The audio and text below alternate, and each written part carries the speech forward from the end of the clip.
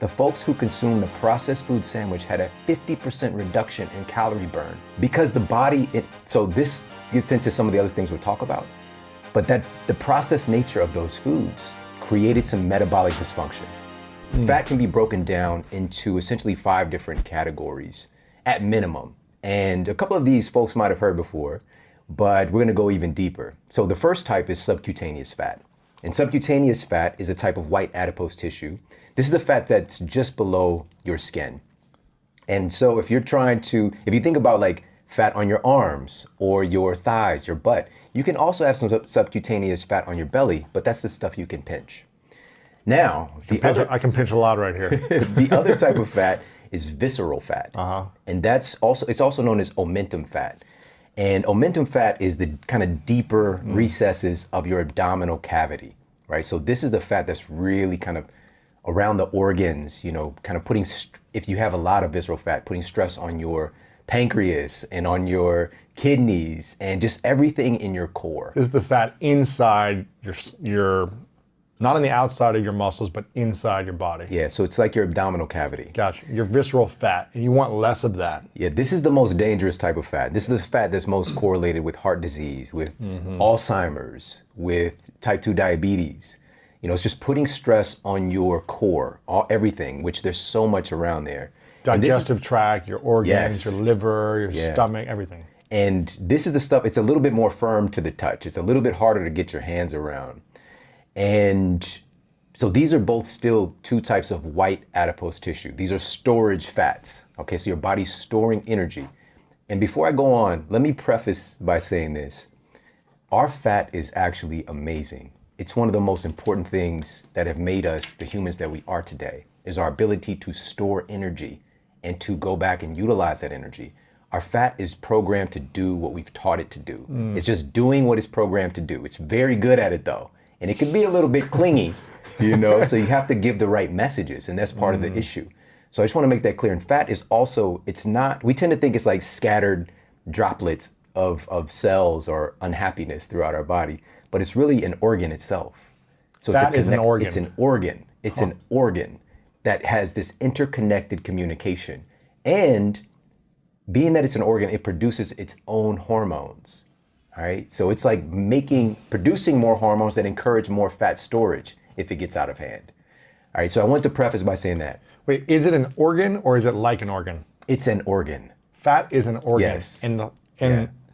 Just like, for example. So fat in our body is one organ and it's all connected. From the brain from the fat in my brain to my belly to my toe. Now there's different types of fat communities.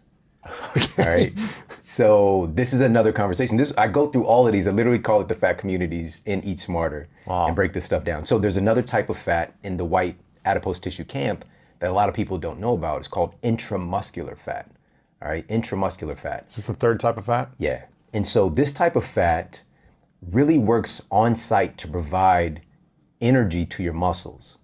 Now, when I went to school, my conventional education, I really was indoctrinated with an idea that fat and muscle are they have this dichotomy, like they're 2 different things, they're separate, but they actually work together. And intramuscular fat really provides, just to think about what it looks like, if you think about the marbling of a steak, all right, that's that's your intramuscular fat. Now that can get out of hand too, and you can get what we refer to as chubby muscles, all right, with the intramuscular fat. So that's too much white adipose tissue storage on that particular fat community, all right? So these 3 are white adipose tissue. These are storage fats. Now here's what's really amazing, and a lot of folks might know about this next one. We also have body fat that burns fat. So they're not storage fats. These are fats that contribute to the burning of energy. The first one that's becoming a lot more recognizable is brown adipose tissue, all right, or BAT, brown adipose tissue, or brown fat. Now, brown fat, the reason that it's brown is that it's so dense in mitochondria, all right? Mitochondria are good, right? Yeah, mitochondria are really the energy power plants of our cells, really producing the energy. When we talk about having energy, these are the power plants creating that energy. And mitochondria is where your fat actually gets burned. All right, so folks we're taught these like diet paradigms, like how does it work? Where does the fat go? How does it get burned? Your mitochondria actually the place where the triglycerides get shipped to actually burn them and use them as fat. So brown adipose tissue is brown because it's so dense in mitochondria. Side note, how do I go to bed weighing a certain amount and then I wake up and I lose 2 pounds? Where does that go? Is that just burned through sweat? Is that just mitochondria burning and it's disintegrating into the air? What is happening? This is such a great question. So in Eat Smart, this is the first time in book form, we're walking people through how the process of fat loss actually happens. And it's just, the question should be like, where the hell does fat go? Where does it go? Does it go to you just poop it out? Do you sweat it out? Does it? You got that? Do I breathe it in? You've got that Thanos keychain. Does it go to another dimension? Exactly. You know what I mean? But what they did, and this was so fascinating, they actually tracked the path of fat getting burned throughout the body and tracked how it actually is eliminated.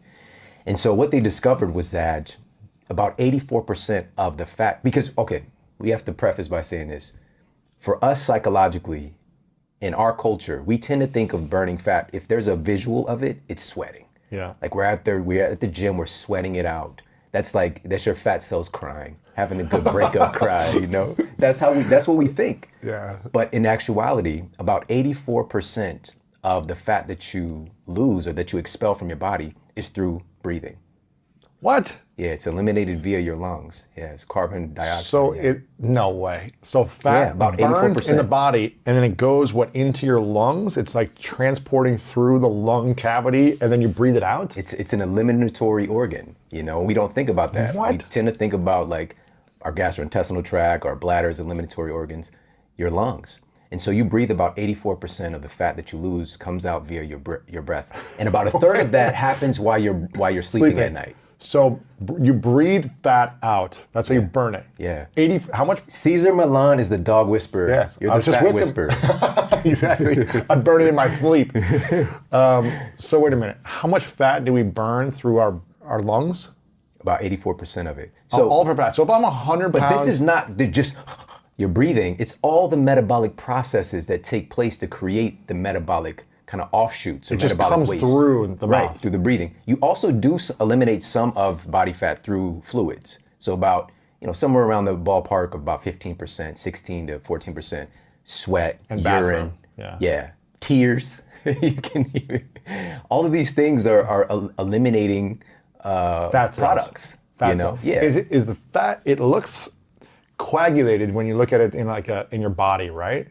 So how does it break down and then turn into just nothing that you can see? Yeah, it's a very complex and beautiful process. The body is fascinating what it can do. It is. When you're born, you have a certain allotment of fat cells.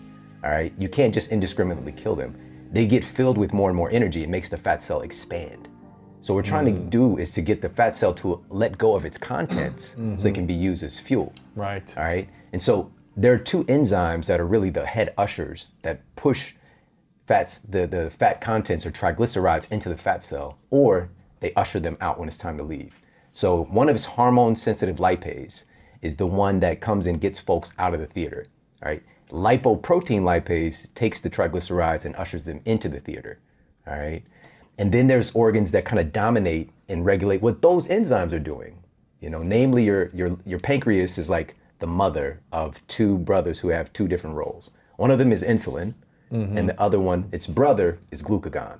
All right, insulin is when you think of insulin, what do you think of though? Eating sugar. Yeah. That's what I think of, because insulin spikes in the body when you eat sugar, right? Yeah, and most folks think of diabetes too. It's like tied into that lexicon. Of course. But insulin is so important for our survival. It's a super amazing. We need it. Yes, you absolutely have to have insulin. And if you're born, in a condition where you have type 1 diabetes and the beta cells in your pancreas aren't even making insulin, like you can die. Your cells won't get energy. So now here's the thing. Insulin's job is to store energy. All right? Yeah, and to encourage all those enzymes and to do their work as well. So when it's out of hand, when insulin is too active, it can be a problem. It's storing too much fat. Yeah. And it can get to a point where there's so much activity with insulin, it's getting overrun and stressed out that it stops doing its job properly. That's where you get insulin resistance. All right. And then you have something called this kind of instant fat cell creation that can take place with the liver. It'll just start making its own fat as well. So, but we'll circle back to that a little bit later. Yes. But here's the thing. So you got insulin doing its job of fat storage or energy storage. Glucagon does the opposite. It encourages your cells to let go of their contents to be used as energy. But glucagon cannot do its job unless his brother sits its ass down somewhere and Insulin. stops. Yes. So how do you get insulin to stop doing its job? That's what it's all about, man. That's what it's all about. But we don't want it to stop. We just want it to be efficient. Efficient. And now here's another thing. We do know that, as you mentioned, sugar is a big driver of insulin, carbohydrates in general. Yep. However, Breads, pastas, right? yeah, protein does as well. It incites the activity of insulin at a lesser degree for sure. And even fat, in a kind of backdoor way, does drive insulin function too, or even contributes to potentially insulin sensitivity or insulin resistance. So it's not just this one thing, but we do know that in our culture, on average, folks are eating like 150 pounds of sugar a year, so that abnormal amount of exposure is chronically creating this overactivity of insulin to the point that we have insulin resistance. Because Right? 100 years ago, we weren't eating as much sugar, I'm assuming, in Yeah. processed foods. It's not even close. It's not even close. But what is with the life expectancy increases every year, it seems like. We're eating more and more bad things, but we're able to live longer, whereas before we weren't. That's the misnomer though. We're not necessarily living longer, we're dying longer. We're getting sicker and being able to and being stay able alive. Yes. It's Very different. And this is the first generation. We are the first generation right now that is going to not outlive our generations before us. Right? This is the first time we're seeing this downtick. When we're do you supposed to mean? be seeing folks, well, basically the life expectancy has gone down for the first time Really? in like recent history. Yeah. So we're saying we're not supposed to outlive our parents? Or what do you mean? So we'll just say the life expectancy of the past generation was 80 years old. Now it's 79. Really? So it's just life expectancy has gone Interesting. down for the first time. Previous in generation, recent- got in you. recent history. It's interesting. I was asking Dr. David Sinclair about this. I love him. He was like, the goal is not to live as long as you can and be sick and miserable. He's like, I've seen that in too many people. The goal is to live as long as you can, healthy, flexible, abundant, not with chronic pain, and then die quickly. Right. To get sick and then die within a week. Not get that's sick not and what we die want. within 20 years of misery. He's like, that's not a great life. Yeah. We don't just want lifespan. We want health span. And it all really boils down, and this is the most beautiful part about this, and what I'm really hoping to impress upon culture, because when we tend to think of food, we tend to think of it in relationship. In our culture, we think of diet in relationship to weight. It's just like what's connected. When in reality, food is one of the greatest, if not the greatest determinant of what every single cell and organ system in your body is doing at all times.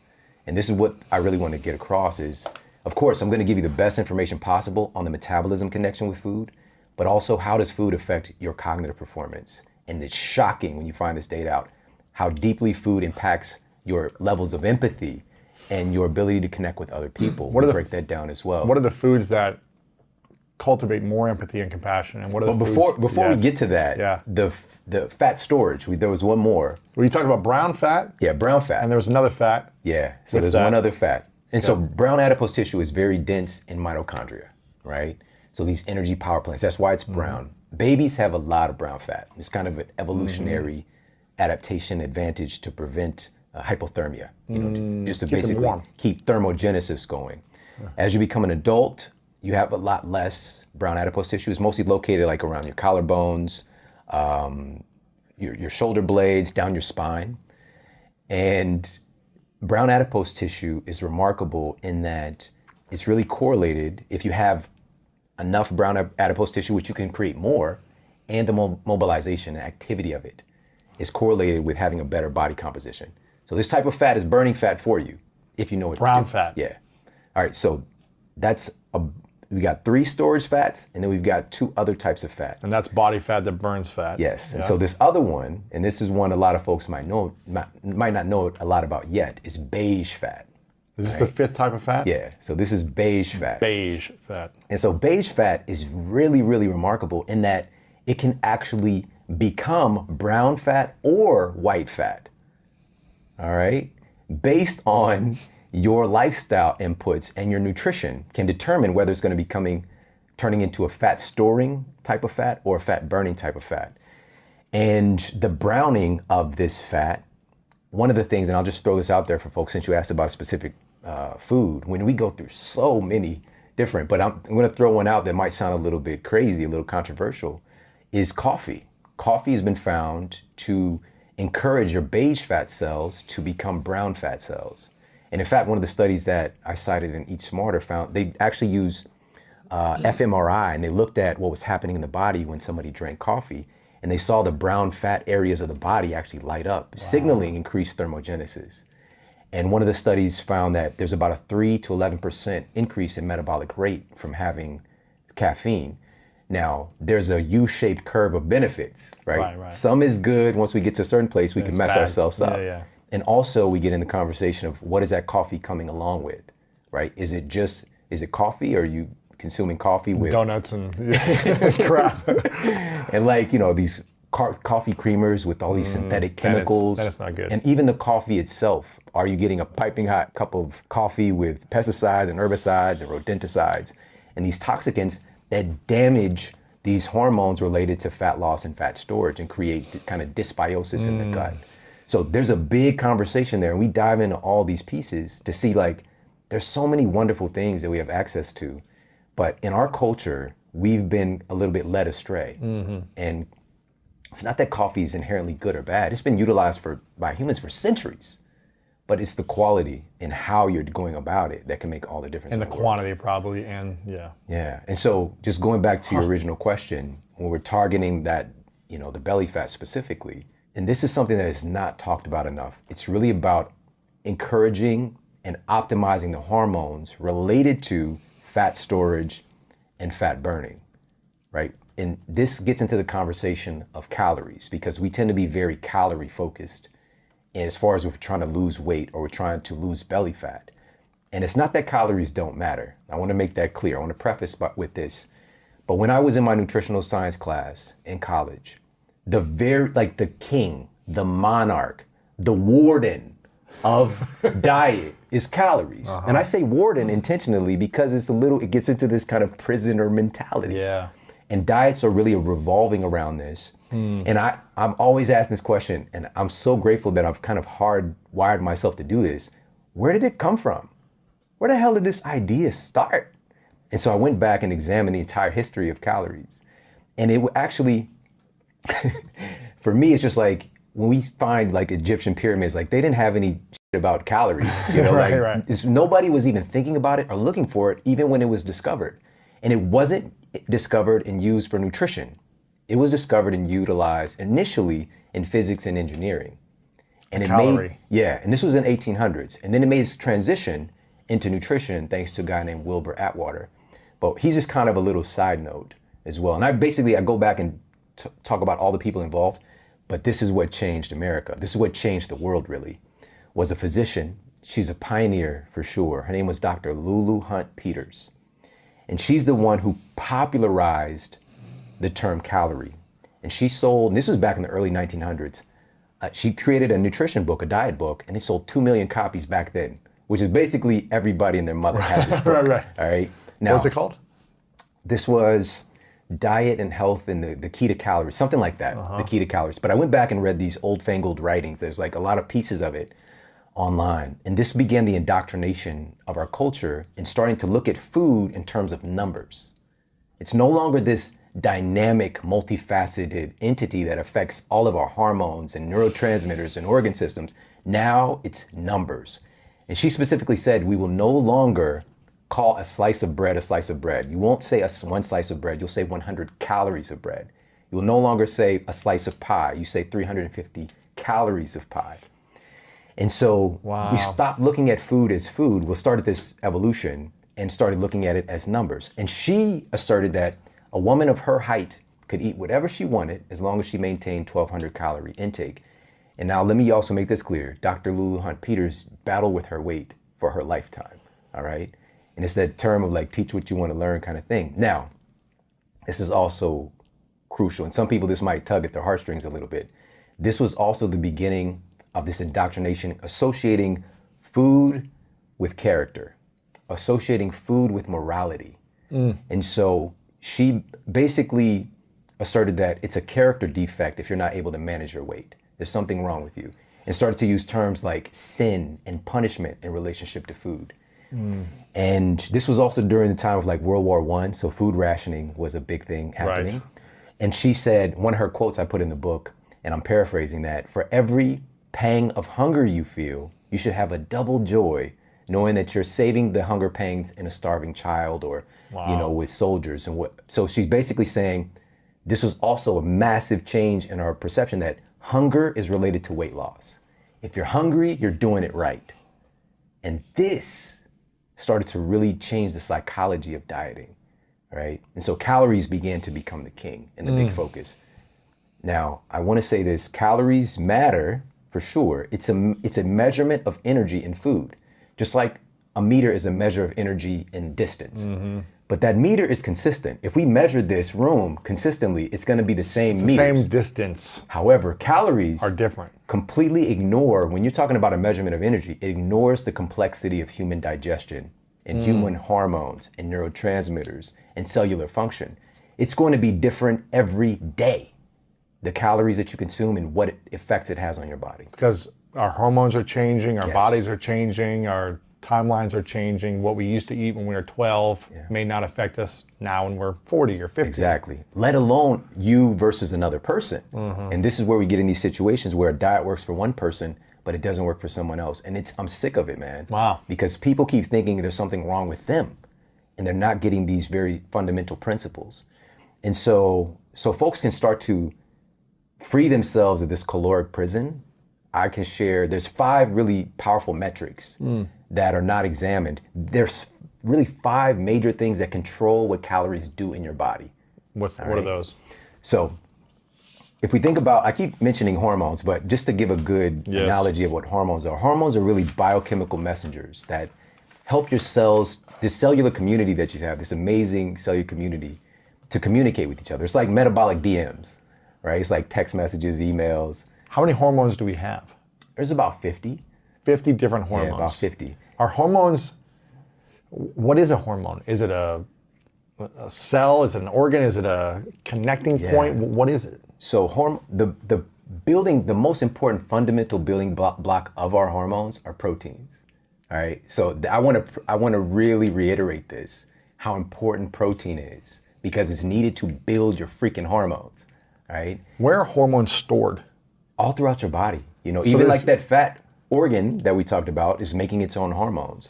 But there are hormones that are being produced and secreted by your pituitary gland. Your hypothalamus is like a master regulator of your hormonal system, your endocrine system. It's in your brain.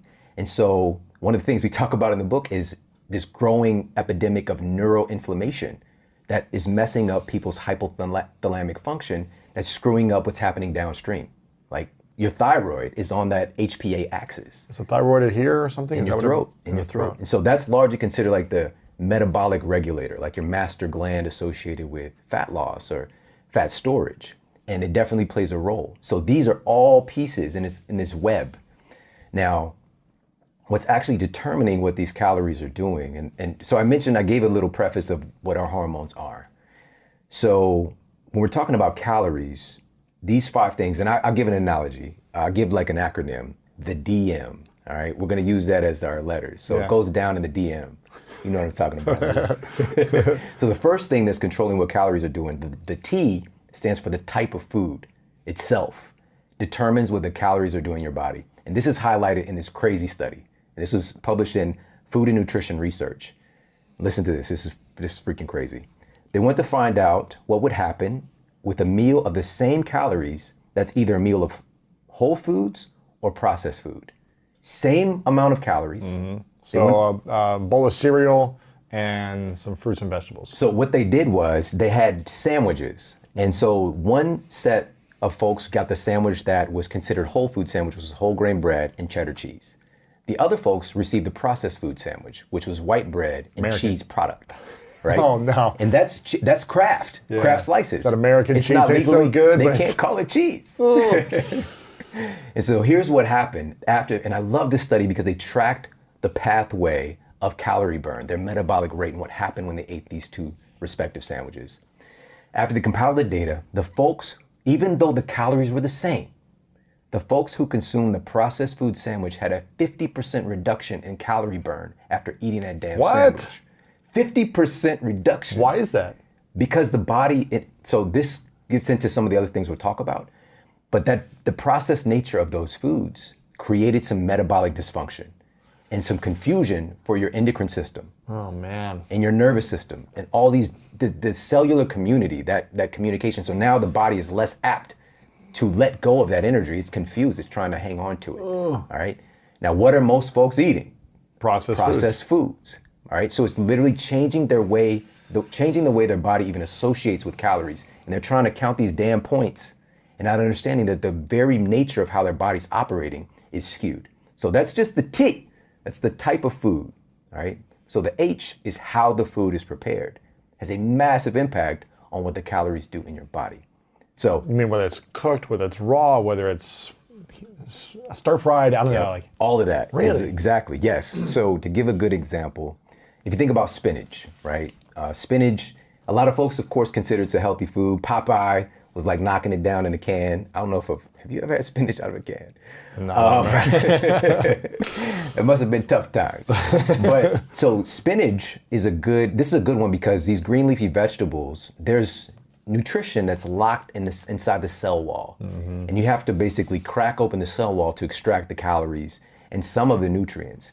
And as the spinach gets older, that's why there's baby spinach. And as the spinach gets more mature, the cell walls become harder to break into. All right. So just right off the bat, baby spinach versus the same quantity of mature spinach, you're going to get more calories out of the baby spinach. Is that better for you or? This is not about better or worse right now. This is just like understanding there's some other stuff happening. Interesting, okay. Now, but here's another thing. Cooking the spinach too breaks down the cell wall. So regardless if it's a baby spinach, cooked spinach, a mature spinach. And when this happens, it also, the density of the spinach. Like you've seen it. You can shrinks. A whole bag. Comes this little teeny baby teaspoon, right? It's just understanding how the food is prepared changes what calories do in your body. Interesting. So if you're cooking spinach, it has less calories in it. If you're cooking spinach, calories become more available. So what does that mean? When you consume it, your body's consuming more calories? It's able to extract more of the calories when it's cooked. So if it's raw, it's got less calories, a little bit less. Less that you can extract from it. In general, these are minutia. Yeah. These are small things, but they matter. So this gets into the conversation of what food is. And so even when we talk about calories, the way that this was initially kind of brought to the forefront, they use something called a bomb calorimeter, all right, a bomb calorimeter. And what they do is they took the food and they put it into a box, and they put that box into another box that's filled with water.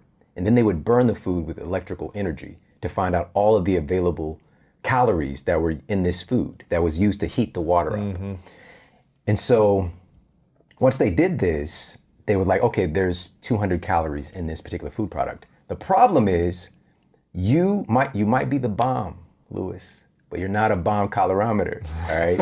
Your body is very different. There are indigestible components of that food, for example, whereas the bomb calorimeter is basically saying all the calories that are here when you don't absorb all the calories in the food that you eat, okay? So this creates this schism, all right?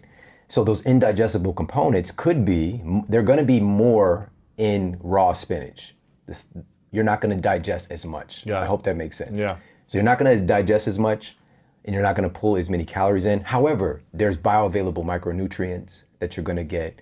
It's not that raw spinach versus cooked spinach is good or bad. It's just there's different ways that it impacts your body. Sure, right? sure. So that's how the food is prepared. Types of food, how it's prepared. Right, so the DM, it goes down in the DM, all right? The next one is the E, and the E stands for energy exchange. Now this one here, this is something folks might have learned about a little bit in school. I know I did in my university class. However, I don't think we really get this. It costs energy, it costs calories to digest calories. Your body uses calories to digest calories. To burn or digest the calories. To produce the chew, the saliva, to chew, to swallow. To the intestinal wall, like everything, right? To churn the stuff, to produce stomach acid, to move it, to take the food from your gastrointestinal tract through your small intestine and move it through into your bloodstream and move those cells, those nutrients to your brain, to your eyeballs, to your toes. How much do we burn from one meal? From eating, chewing, to eliminating? How long does that take typically? Is that a 12 or 24-hour window? It depends, from one meal? man. That's such a very diverse question because it depends on the type of food. It depends on, matter of fact, we'll get to that in a moment. Okay. We'll get to that. So energy exchange. Yeah, energy exchange. Now, this energy exchange, how many calories or how much the caloric expense is in digesting food depends on the type of food too. The macronutrients specifically is what people know about, but it's a little bit more diverse. With processed food, it's going to be harder to digest. It's going to be more work or less work?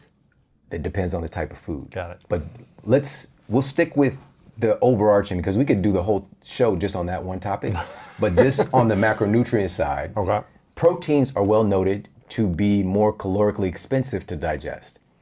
It costs you about 20 to 30% of the protein that you eat is the calories in there are used to digest the protein. So we'll just say if you consume 100 grams of protein, 100 calories of protein, 20 to 30 calories are used to digest that protein. Wow, that's pretty good. Right? So you get a net profit of calories of 70. All right. So you can have more calories and realize it's going to be less that you're actually with protein. With protein, with carbohydrates, it's going to cost you. It's about 10 to 15% of that energy that you take in. Caloric energy is used to digest it. For fats, it's about 0 to somewhere in the ballpark about 5% to digest it. So more protein equals more burning of calories. It's called the thermic effect of food. All right, and protein is largely kept out of the conversation today. It's people are battling about carbs and fats. Right. These are the big diet frameworks, and protein is like Rodney Dangerfield. It's like, I get no respect. You know what I mean? It's just like, so it was so fascinating because I think too in our culture we believe that most Americans are just eating a ton of protein. When the data actually shows something very different. There are populations that are eating a very high amount of protein, but the quality of their protein too is a problem. And then, but there's a large portion of our society that's not eating enough protein. Not even near. What are they just eating? Sugar and carbs? Yeah, because we've replaced so many things in food with more sugar. So the thermic effect of food. This is not taken into consideration. This does not show up on your product label. And just to give people a food tip here, one of them is almonds. Almonds is a really great example. And there was actually a study that was done, and they was looking at basically saying there's a discrepancy in the Atwater system of caloric. So what you see on the back of a product label, companies are not using a bomb calorimeter anymore to measure calories in their food. They're just doing some math. Right. All right. They're just like, okay, there's 4 calories per gram of protein, right? And they're just doing some math, right? So that's the Atwater system. But what they found was that even though it might be 170 calories of almonds you're consuming, that's on the product label, in actuality, you only get a net caloric intake of 129 of those calories, all right? Say it one more time. On the 170 calories you're consuming of almonds. Yeah. You're actually only getting 129. Because you're burning. Yeah, the other there's energy being used. There's a thermic effect of food, right? So almonds are great. Now, is that true for everyone, or is that based on your hormones and your metabolic rate? That gets to the next one, all right? So the THE, so it's going down in the DM, all right? The DM. So the D is digestive efficiency, all right? Digestive efficiency. And this leans into the conversation of your unique metabolic fingerprint, all right? Every single human being is incredibly unique in what their metabolism and their digestion is doing. There's never been a digestion like you before in human history. There will never be after. And you are not even the same today as you'll be tomorrow. Exactly. It is always fluid and changing. And the problem is we think that we put ourselves in this box. Even a diet might work for us for a year, and then all of a sudden we're doing the same things and it stops working. And we blame us. It's like, no, I just need to paleo harder. I need to keto harder. I need to vegan harder. Count calories more. Yeah. And these are great frameworks, but we don't want them to imprison us because we change. Our bodies are continuously changing and evolving. Not to say that any of those aren't wonderful. And Eat Smart is really a unifier of whatever diet framework you want to go with. I support that but there are principles that apply for success in all of them. So digestive efficiency means your ability to produce stomach acid is one factor of that. Your enzyme production, like folks that produce lactase, the enzyme that can break down lactose, right, milk sugar. About 75% of the population don't produce adequate amounts, if any, of lactase enzyme. So they're not digesting, right. And so they're not extracting as many calories from it. Not that this is a good thing though, because your bacteria in your body are gonna go crazy if you're not digesting it properly. Thus, running off to the bathroom, because you don't know if you have to fart or whatever, you know what I mean? And you're not fun to be around if you're lactose intolerant. Like you have a, extreme case of that and you're like down in some milk, you're on the gallon a day diet, right? So these are all factors that influence your digestive efficiency. And also for you, for example, your gastrointestinal tract is probably longer than the average person, right? So there's bigger and taller. Yeah. And there's more time for it to kind of stay in your body. That super highway is just longer because it has to try to fuel this bigger vessel. How long is our intestinal tract? It depends on the person. How long do you think? Several feet. I'll just put it like that. Yeah. It depends on the person. So weird. And it's also, we tend to think it's very uniform. We think these things are uniform across the board, right? Like this 5'2" girl is supposed to be doing the same protocol as a 6'4" Lewis Howes, right? The M, all right, goes down to the DMs. This one right here, this one, man, this is like the final frontier when we're talking about nutrition and health and where we're at with science right now. And the M is your microbiome makeup. The makeup of your microbiome has a massive impact on your body's association with calories. This is part of the lexicon now. I know just about everybody listening has probably heard of the microbiome, right? This incredible ecology, this dynamic plethora of microbes that inhabit our bodies, that are in and on our bodies. Even right now, dude, you got like 400 trillion viruses. Yeah, I know. The viruses are on people's mind. Bugs. Right. All over the body. All over. Isn't that crazy? 400 trillion. And many of them are opportunistic, right? But that means that when you're compromised, they can take control. But the thing is, why are they around? They all play a role. It's not good or bad. It's about us being in a good state of health because viruses have actually helped us to evolve as humans. As a matter of fact, when the human genome was decoded, they found that the human gene itself is 8% virus. Right. It's like alien, right? It's like a... Dude, it's crazy. Yeah. It's crazy. And we're at war with these things. We're at war with microbes. We want to kill viruses. We want to kill bacteria. Not to say that novel things or things that the body doesn't have an innate immunity towards, we shouldn't be careful about. But we also have an adaptive immune system that this is how we got here. And what the greatest science that we have right now shows that our immune system itself was started by viruses that were defending itself against other viruses. And that's how we became the kind of dynamic adaptive immune system that we have today. And so this is the B cells, T cells, these interferons, natural killer cells, all these things. So, but going back to the microbiome and the association with calories, this is gonna freak you out. Listen to this. So, to start with, this was published in the journal Cell. They found that there's specific bacteria in mice that actually block their intestines from absorbing as many calories. All right. So the bacteria in their gut blocked the absorption of calories. Now, some folks are like, well, we're not mice. I get that. Now we have human studies, and now we know that folks that start to lean into being overweight and obese, there's a very distinct shift in the microbiome cascade. We can literally just look at somebody's microbiome cascade, not even know what they look like, what their body composition is, and know that they're overweight based on their bacteria. All right? And so what they did was they took these human, quote, fat bacteria and implanted them into lean mice. And what happened was the mice who had the fat bacteria put into their bodies began to gain weight. They became insulin resistant and gained body fat rapidly, versus taking human samples from healthy test subjects, lean test subjects, and putting them into mice. And they stayed lean, all right? Well, I'm getting excited. This is the one. This study right here is the freakiest one to me. They took identical twins, all right? Humans, yeah. They took identical twins and they looked at their microbiome cascade and they found that again, these are identical twins, same caloric intake, all right? The twin who had a higher ratio of bacteria associated with obesity gained more weight, had a tendency towards gaining more weight and body fat, even though they're eating the same diet and they're identical freaking people. They're identical twins. The calories became such a lower tier thing. They're eating the same amount, yet one's gaining fat and one isn't.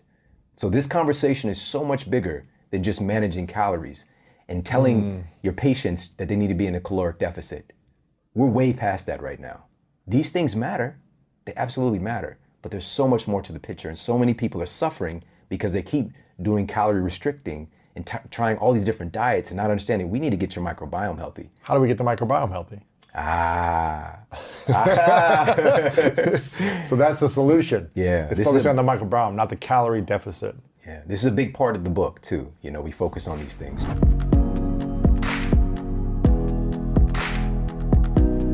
So today's episode, we're talking about the surprising health benefits of walking. Now, again, this was something that I would just like push to the side, like, get out of here. If you're going to get results, you need to go stronger, bigger, faster, and missing the huge health benefits that something like walking has. And I think the first place to start is thinking about what the human body is truly designed for when we talk about exercise. And this is just really a observational, obvious thing that we probably don't think that much about, which is our bodies are capable of some amazing feats.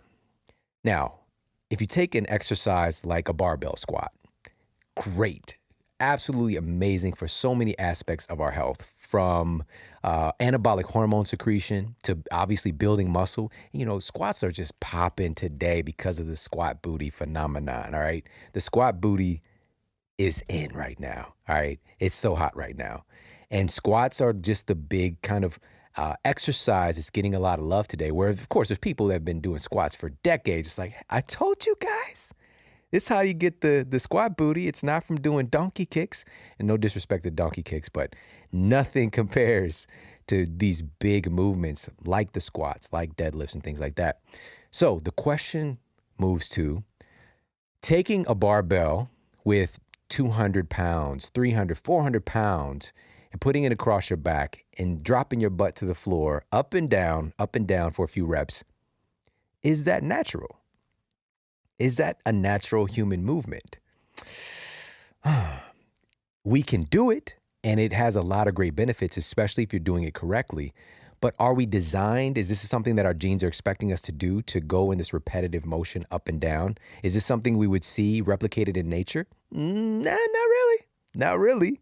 But today we have to manufacture and create a virtual kind of a similarity of things that we would see through our evolution, because our ancestors would lift heavy things occasionally. They would move fast occasionally, but mainly they did a lot of walking.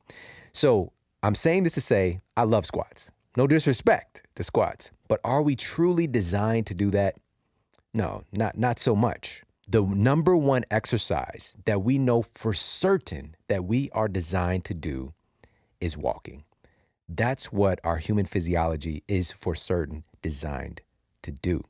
And the more that we can really start to open our minds and embrace that and realize, like, wait a minute, this is the thing we're designed to do, and we're not doing that much of it anymore, that might be a problem. And we might be missing on some very strong benefits. And I know there's going to be an argument in our mind about the time requirement of how much value are you getting from walking versus doing all this other stuff. And we're going to settle that at the end of the show when I'll give you some really powerful implements that you can utilize with walking that can totally transform the game for you, to help you to leverage your time so you get the most out of it. And it's going to be amazing. All right, so first, let's start with a conversation about how we got to this place where walking it's missing a lot of love. Now, hundreds of thousands of years ago, before humans learned how to ride animals for transportation, they walked everywhere. If you're going to move locations, if you're going to find food, if you were going to do anything, you were going to be walking. Now, that changed when humans learned how to utilize other creatures. Now, can you imagine the first guy who tried to ride a horse? Just think about that. Like the first guy is like, I don't know what his name might have been, Tatanka or something. I don't know. But he goes over, is like, and his friends are like, no, don't do it, bro. Don't do it. You're going to die. Like the horse is going to. But the first person trying to figure out how to get on top of another animal so that you can ride around because they seem to be getting there faster than you. It's a great idea, but just think about the first guy who figured this out. Anyways, and I'm sure humans have probably tried to ride a bunch of creatures. I'm sure like a giraffe is definitely, like everything. Matter of fact, ostriches. Ostriches. Humans ride ostriches. I don't know if you guys have ever seen this. There's actually an ostrich race, all right, where they all get lined up like horses in their little cages, and then the gun shoots and they ride. The little jockeys are like on those ostriches. It's the craziest thing you could ever see. And the names of the ostriches would be like Flightless Frank or like Long Neck Louie or something like that. But again, humans have tried to ride a lot of different creatures and find ways to get to where they're trying to go faster. And that's all good. That's all good in trying to be more efficient. But again, somewhere along the lines, we lost the benefit that our genes were expecting of us in movement. And so today, I really want to point our locus of focus to the true benefits of walking and why this really matters so much. And I want to start with weight loss, because this is one of the things that when we hear the word exercise, we tend to think about for the purpose of a physical change, even though it's so much more than that, as you're going to learn today. But if we look at the study, and this was a Canadian study that found that women who walked briskly for about an hour a day decreased their belly fat by 20% after just 14 weeks without, now listen to this is the most important part, without changing their diet habits. 20% greater loss in belly fat without changing their diet by walking. Wow, that's pretty remarkable. That's pretty remarkable. And the reason that I love this so much and really today creating this content around this topic is that it's such a low-hanging fruit. We can have a lot of different reasons why we don't do certain types of exercise. For myself personally, being diagnosed with degenerative bone disease and degenerative spinal disease when I was just 20 years old, I thought it was a wrap for me ever doing squats and deadlifts. And I had this construct in my mind that it just wasn't possible for me anymore. Now, today I know far better, and having completely reversed the condition as a prerequisite, but I truly feel that doing some of these movements actually helps to reverse some of the chronic issues we have with our back, specifically lower back problems, because we're not utilizing our lower back. And learning how to deadlift and things like that can be very, very useful. But many of us are in a position where, and by the way, I'm not saying that if you're dealing with an acute back problem right now, don't go and try and deadlift 225, all right, or whatever. What I'm saying is, wherever you are right now, we need to do what we can do. And walking is such a low-hanging fruit. It's something that we all have access to. You don't need special equipment. You don't need like a special track or machinery or whatever. You just go outside and walk. Shoes or no shoes, whatever. Like, you don't need very much to just go walk, right? And so again, being a low-hanging fruit, I think it is valuable for your friends and family to get their hands on this information as well. So make sure to share this with them so they can know about some of the benefits with walking and some of the things they can do regardless of where they are with their health and fitness right now. So now let's shift gears and talk a little bit about something else related to belly fat specifically and weight loss, which is managing our blood sugar. Now, there was a study conducted by George Washington University School of Public Health and Health Services that found that walking after a meal significantly blunts the rise in blood sugar. Now, the study's lead author is Loretta DiPietro, and she's a professor and chair of Department of Exercise Science. And she said that, quote, when you eat a meal, you wait half an hour, and then you go for a 15-minute walk. And it has proven to be effective in controlling blood sugar levels. All right, so you can literally help to regulate your blood sugar. And many of these studies that I came across, as effective as taking certain forms of anti-diabetic medications simply from walking. Simply from walking. How many diabetics are truly getting educated on how they can manage their blood sugar without medication? They're just not, because that's not the treatment tool that most doctors have close access to. They're not looking at this kind of information, and it is what it is. It's not that they're bad people. They're just teaching what they've been taught to do. If the patient is dealing with this level of blood sugars, we might need metformin, we might need some insulin, whatever's going on, instead of looking at the lifestyle factors that created the issue in the first place. And one of those big issues is many of us are not walking that much anymore because, truth be told, we just don't really have to. But today is about, again, getting inspired to have this implement in your day somewhere. And if not something that you have your eyes on the prize to implement later on, maybe you're in love with what you're doing right now as far as your exercise practice. But I promise you today, you're going to get some things to really make you consider adding this to your repertoire. Now, in that study specifically, they found that a moderately paced walk after a meal worked as well as a 45-minute walk once a day. And this was looking at adults with pre-diabetes already.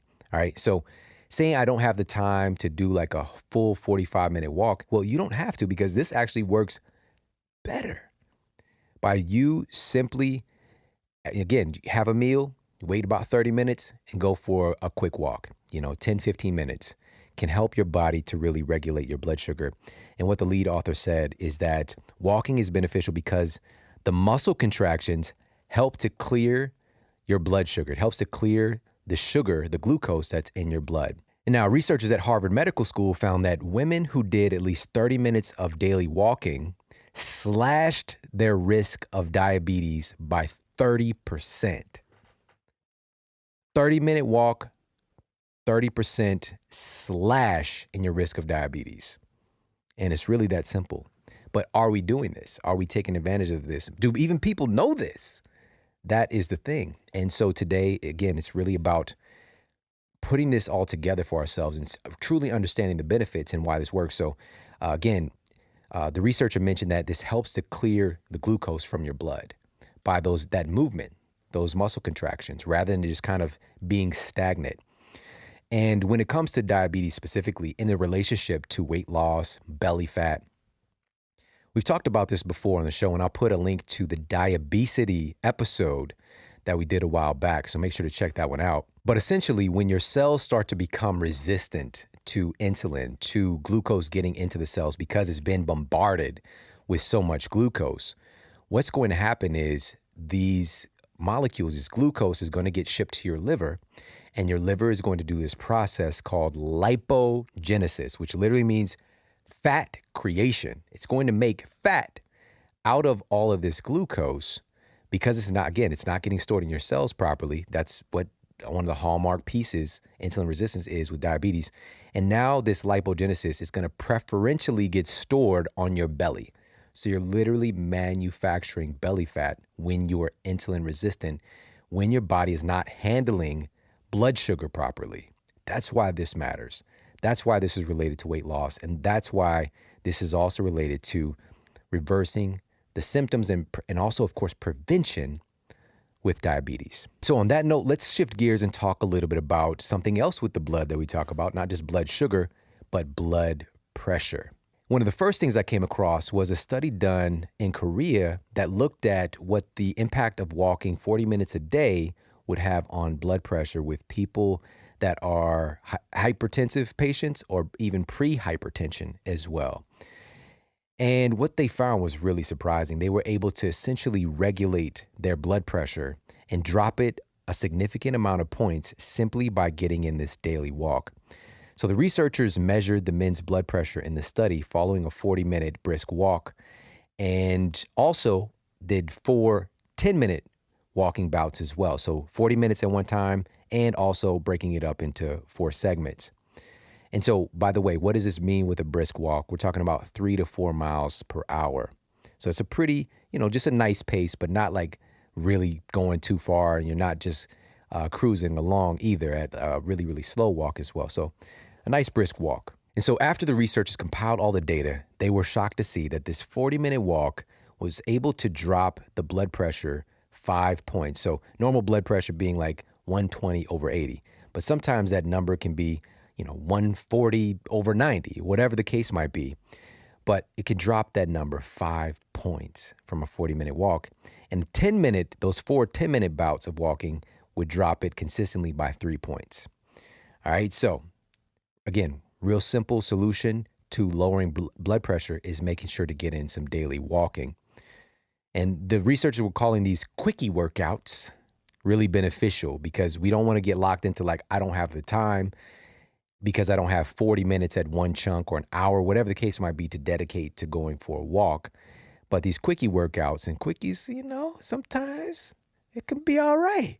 Quickie, and you don't have time to, hit the gym, get upside down and back, whatever kind of long drawn out session you might have, doing a quickie can hit the spot sometimes. So the quickie workouts can be really beneficial as well. So we want to think differently about our approach with our exercise overall, and especially when it comes to walking. And one more study here, this was research from Arizona State University, found that taking 3 10-minute walks each day is a great strategy for blood pressure than simply just trying to find a 30-minute session. The exercisers in the study who did these mini sessions, these quickies, not only reduced their systolic blood pressure during the day and evening, but they also saw reductions the following day. All right, so this isn't just something that's treating an acute symptom of just like it's lowering our blood pressure now, but this carried over into the next day. It starts to change the terrain of the system, all right? Because as I mentioned at the very beginning of the show, this is something our genes expect us to do, and we literally start to express higher order functions of our genes. As we talked about with Dr. Bruce Lipton, who wrote The Biology of Belief, top cell biologist, epigenetic, huge influencer in the field of epigenetics, that our genes, each one of your genes has 3,000 plus possible expressions. So it's not that our genes are set, like you have to have this thing happen. You can actually have different expressions of your genes depending on what you do, depending on your environment, depending on your exercise, depending on your nutrition, depending on your stress. All of these things matter. And we have the power, again, to implement this piece of being able to add in a walk every now and then at least. And as you learn today, you're going to get some real cool strategies on how to implement this, but you get so much benefit, all right? We talked about weight loss, blood sugar, and also your blood pressure as well. Now, an important point that I want to make is that walking kind of gets lumped into this category of cardiovascular exercise, right? Cardiovascular exercise. And I think it's really a misnomer because it's not just exercise for your cardiovascular system. This is also working on your endocrine system, right? It's working on your nervous system. It's tonifying your organs, all right? It's interacting with your liver. It's interacting with your adrenal glands. All of these things matter. But when we look specifically at what we categorize as cardiovascular exercise, we can be able to perform that stuff better if we really understand the role of oxygen and oxygenation of our cells.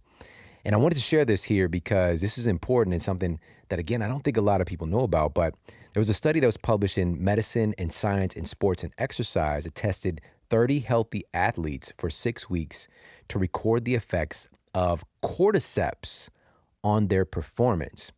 And the group that added cordyceps to their daily regimen had twice the oxygen intake of the control group.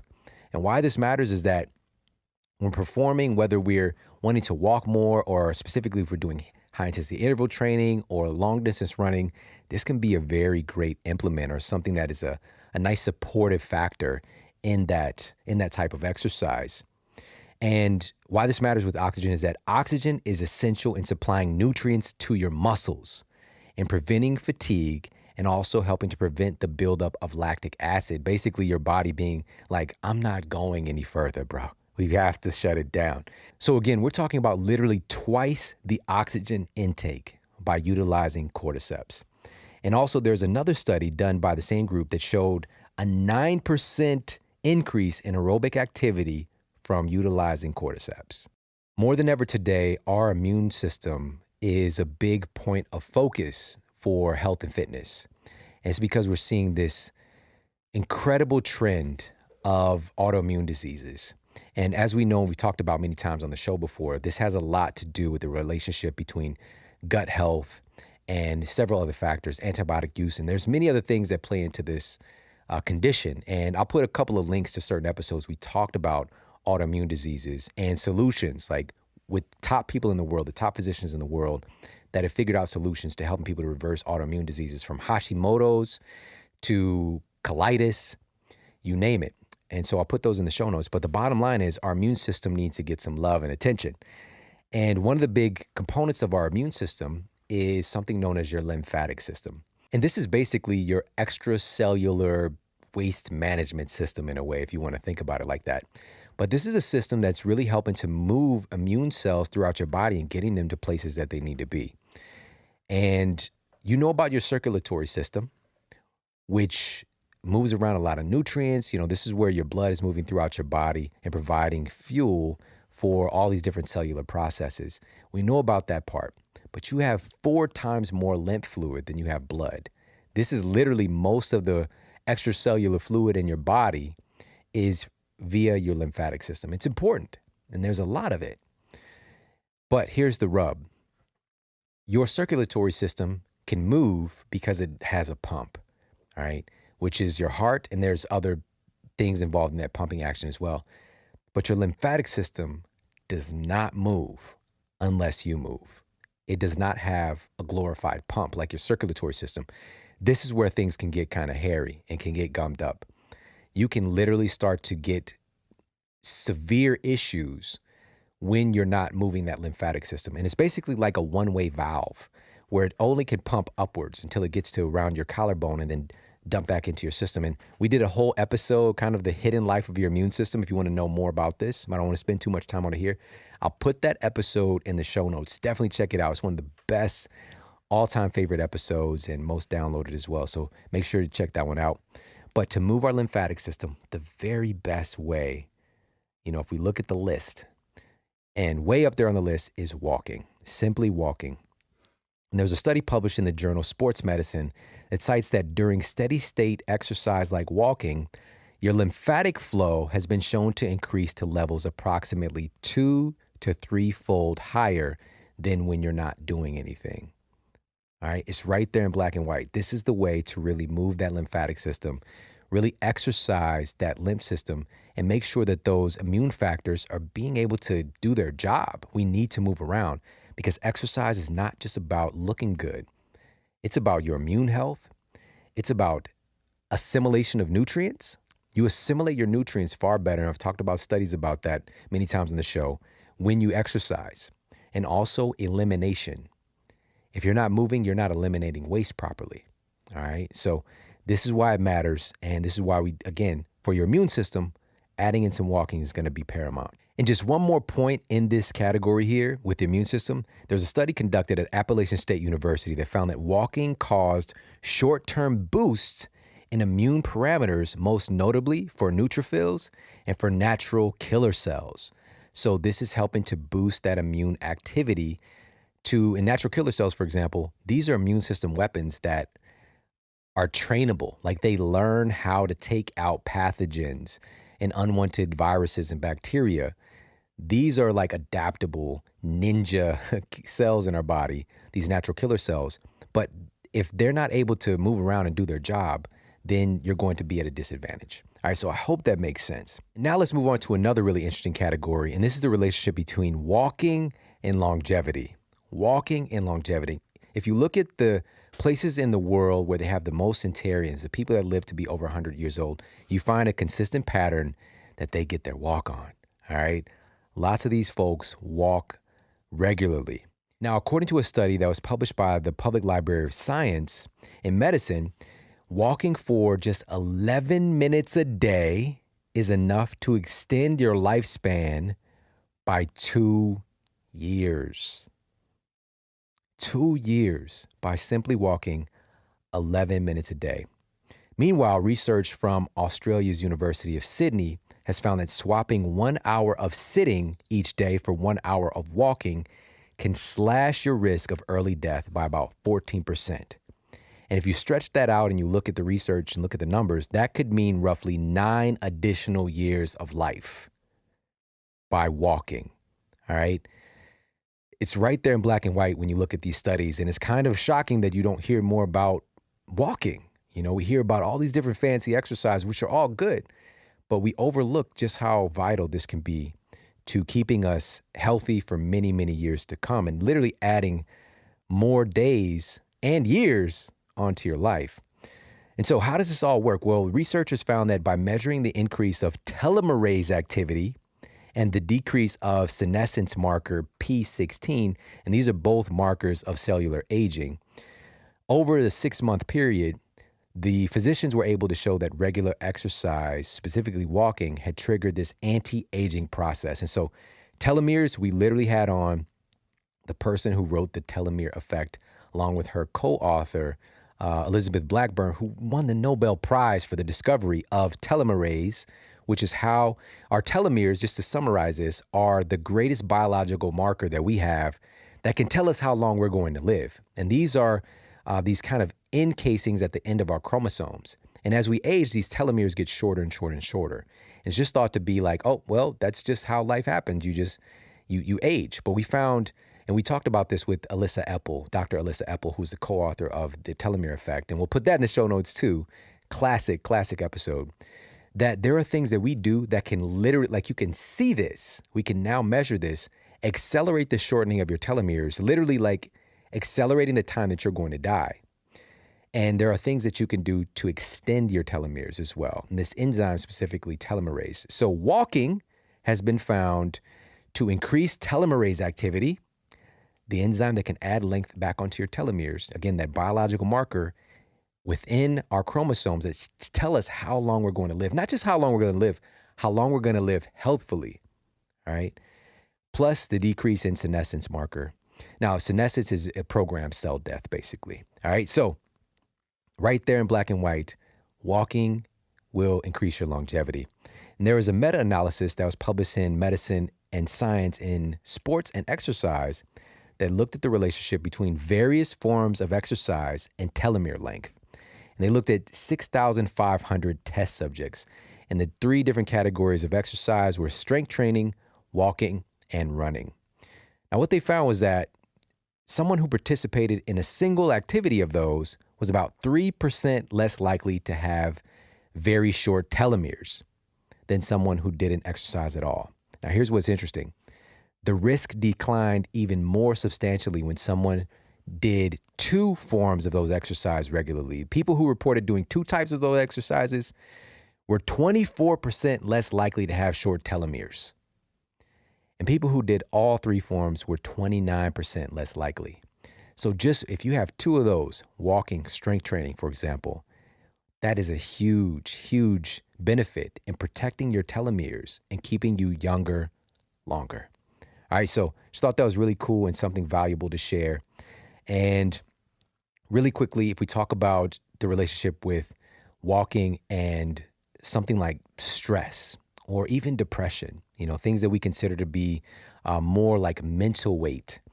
If we look at what's going on with walking versus doing other kind of higher intensity forms of exercise, we're seeing more of an activation of your parasympathetic nervous system. This is the, quote, rest and digest system versus the activation of your fight or flight sympathetic nervous system. So walking helps to kind of shift gears in your body, and it's a less stressful form of exercise. It's movement, but it's less stress. And so it's cultivating the production and release of endorphins and enkephalines, but also more of a parasympathetic tone for your system, which just helps to relax you and make you feel good. So it's a great reliever for stress, but also, and there was a new study, and this was published in Mental Health and Physical Activity, that found that walking may be an effective treatment for alleviating mild depression. An effective treatment similar to that of pharmaceutical drugs that are utilized for mild depression. Again, this is for mild depression. We're not talking about more chronic cases. But this is something, if this is good for one thing, it's probably good for a lot of other things. So it's important to keep that in mind. And moving forward, again, we have this in our utility belt. If we're dealing with a lot of stress, if we're dealing with symptoms of depression, if we're dealing with symptoms of blood sugar disorder, how often are we walking? I think it's, again, something that we need to start to pay more attention to. And hopefully today's episode is a catalyst for doing so. And so the last category that I want to talk about, because we could talk about pretty much any chronic condition that you can name and see a wealth of different studies that are relating walking to improving the symptoms, if not even reversing and preventing certain chronic illnesses. But I wanted to talk about energy. I want to talk about energy because this is something people come into my clinic very frequently over the years, and they would say, Shawn, what can I take for energy? What can I take? What can I take for this? What can I take for that? Looking at like I'm an allopathic healthcare provider where I'm going to give you a pill for the ill. I'm going to give you a drug to mask a symptom, a Band-Aid solution. There are definitely nutrients out there and great supplements and foods and things like that can help cultivate more energy in the body. But the real solution is addressing the underlying cause. And a lot of times, one of those big causes was lack of movement. Because here's the thing. When you move your body, you literally generate a form of electrical energy called piezoelectricity just from moving. Just from moving, you are manufacturing and creating energy. You've probably noticed it before that if you're feeling down, you're feeling tired, but then you exercise, you work out, and afterwards you feel great. You feel great. It's not just because of the neurotransmitters and endorphins that get released. It's also because you're literally generating energy in your system. So piezoelectricity. And walking is one of the best ways to generate more of this energy, this piezoelectricity, and cultivate that energy in your body. Basically, we're talking about charging up your cells. We're talking about charging up your cells. So I want to make that point, and also I wanted to make a point about what's known today as the active sedentary. This is why I want to bring this into the picture, because there are lots of folks listening right now who are in the family, and we might hit the gym for an hour a day, right? But then the rest of the day, we spend our time sitting in our cars or sitting at our job or sitting at home. And here's the facts. If you exercise an hour a day, you're only 4% more active than the rest of the sedentary population who don't do anything. So just think about that for a minute. Am I saying that that hour of exercise is for nothing? Absolutely not. That's amazing. That's amazing. Sometimes you don't even need that much, actually. You don't even need necessarily an hour for a structured workout.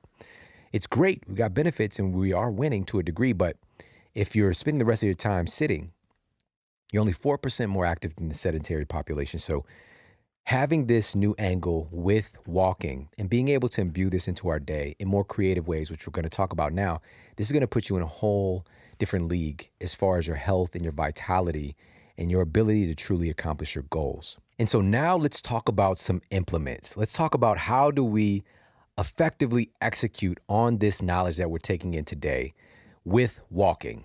How do we put this into our day without adding so much more to our plate and really getting the max benefits from it?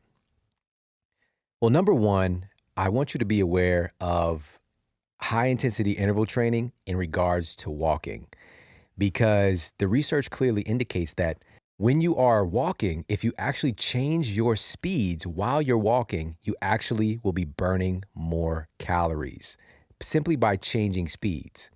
Now, this sounds really interesting. And for a lot of us, we overlook something like this because and the research shows we have a pace that we generally walk at. Each individual has a walking pace. And you notice if you're going slower or faster than your natural walking pace. So if you can consciously engage with that and start to change your pace, where you're walking faster at some points and walking slower at some points, you're kicking up your rate of calorie burn. All right. So do something called interval walking. All right. Interval walking. This is one implement. And by interval walking versus just going out and walking for 30 minutes, you can get the same benefit from walking 20 minutes if you're changing speeds. And walking fast, maybe you walk fast for 1 minute, then you walk slow for 2 minutes, right? Or at a normal pace, like your normal walking pace, but then you walk really fast for 1 minute and you alternate back and forth. That's getting your body to shift gears in how it's utilizing fuel in your body. It's getting your body to shift gears and hormone productions to help you to accomplish these different speeds. All right, really fascinating stuff. But interval walking, if you want to be really efficient and effective with your time, you can do interval walking. Now, myself personally, I just love to do that steady state walk because I'm implementing some of the other things that we're going to talk about. And I'm not too concerned about interval walking, but it is one of those tools that you can utilize to get the most bang for your buck. For me, and this is another implement here for you guys, is to learn while you burn. Learn while you burn. During a walk is a great time for you to really focus on your personal development, your studies, whether it's in the field of nutrition and health and fitness, or whether it's in the realm of your career. Maybe it's, consuming an audio book or a podcast that has to do with something in your field, right? So this is a great time to put on your headphones and listen to an audio book or listen to a podcast that can really help to elevate your mind while you're elevating your body.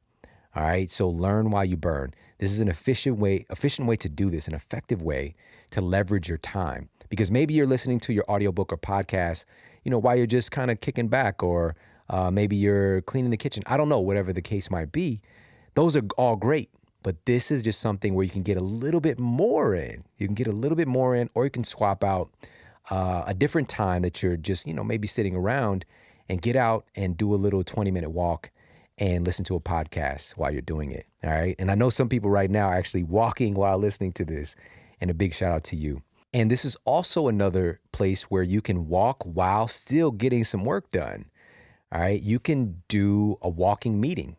All right. You can pop on your earbuds or whatever the case might be, and you can make some calls. Maybe it's some sales calls. Maybe it's meeting with your team, whatever the case might be. This is a great opportunity to do something like that and to knock out a couple of things at one time. And I was just talking with a friend of mine recently, Eric Thomas, aka ET, who's been on the show several times, #1 motivational speaker in the world. And if you missed those episodes, I'll put them in the show notes for you guys. Got to check it out.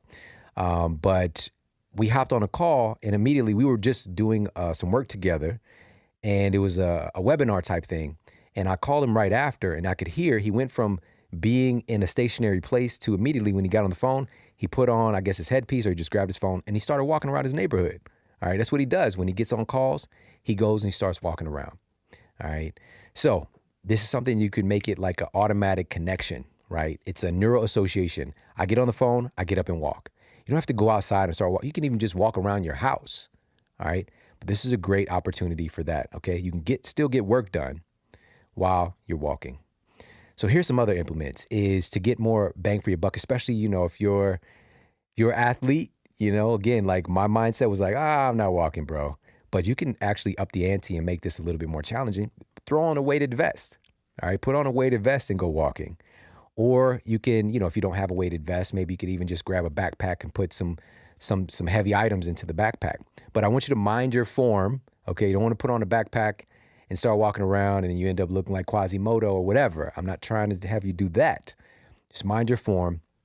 And also, this is something that's in our culture, backpacking. This is something humans have been doing for a long time, putting things on their back and traveling. Okay, so you could up the ante that way. But I wouldn't recommend, because this is very sketchy, if you look at some of the data out there, like ankle weights and things like that, because that can cause some issues with your joints. Also, weird shoes. There's like these strength shoes. I don't know if you guys remember this. These were hot for a minute, especially basketball players. Put on these strength shoes with the big pad in the front, and then there's like a little platform. So it's like a circle pad in the front at the bottom of the shoe. Then it's a platform that elevates the shoe off the ground. And I had a friend of mine who's like one of the top personal trainers and strength coaches in the world right now.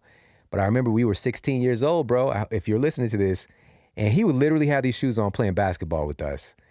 And he looked like a fool, FYI, and his performance went down, I'll tell you. But he got used to it, and he just was like, yeah, these are hops. I think they were called strength shoes, and they're supposed to make you jump higher or whatever. Yeah, I still jumped higher than him. No disrespect, bro, but you don't have to wear strength shoes, okay? Also, the shapers, all right, the shapers, come on now. All right, fashion forward, probably not too as well, no disrespect.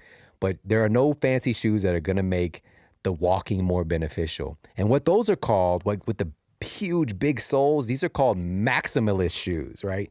The big minimalist shoe movement has happened, and that makes some sense. Maximalist shoe, that's the opposite. It's like all this extra material, and like it can start to mess with your gait. And we're going to talk more about that as well. And Katie Bowman will be back on the show, and she's just such a superhero. She's been on a few times and talking about some of these things and our biomechanics. All right, so again, simple stuff for implements, weighted vest, backpack. Those are cool things to get more bang for your buck with the walking. And one other tiny little implement here as far as making this more engaging is walking outside of the box. All right, walk outside of the box. What do I mean by that? Well, for several of us, maybe we just kind of walk around our sidewalk in our neighborhood, or there's this guy at the track when I'm up there training, doing sprints and things like that.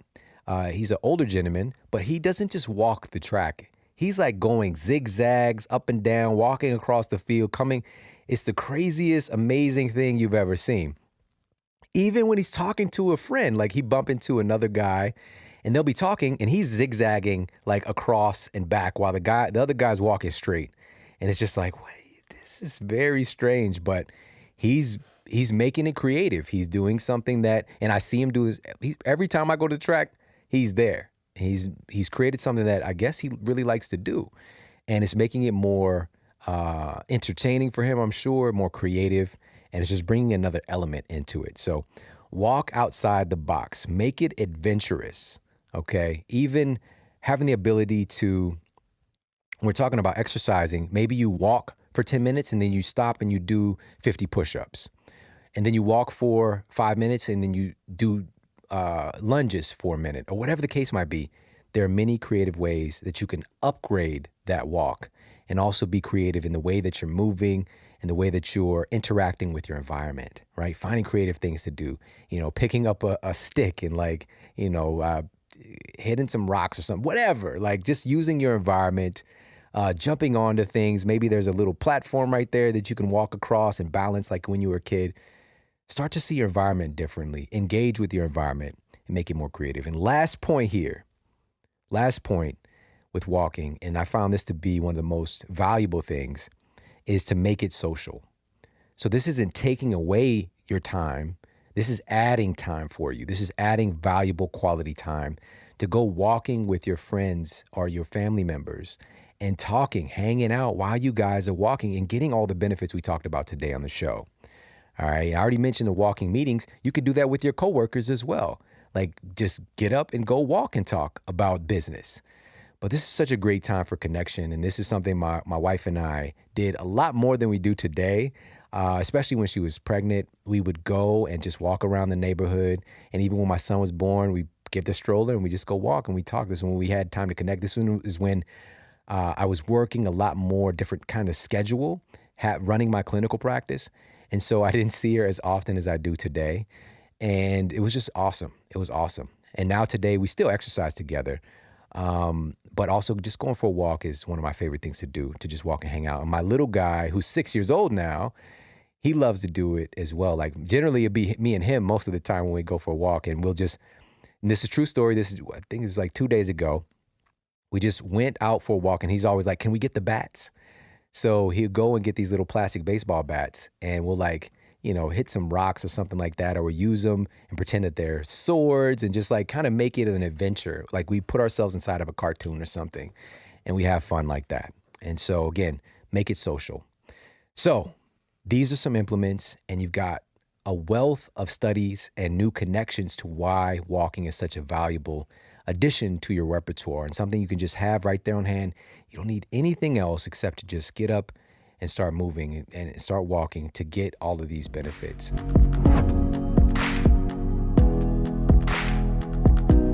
One of the most important things that the research is showing is that one of the most remarkable things in association with fat loss and weight loss is associated with having a higher diversity of microbes in your gut, specifically bacteria. The higher the diversity, the lower your body weight and body fat percentage, the correlation. The problem is, here in the Western world, our diversity of our microbes is just like we've got a lot of endangered species and a lot of things are extinct versus folks who are in more of a kind of an indigenous culture. A plethora of fruits and vegetables and uniqueness, right?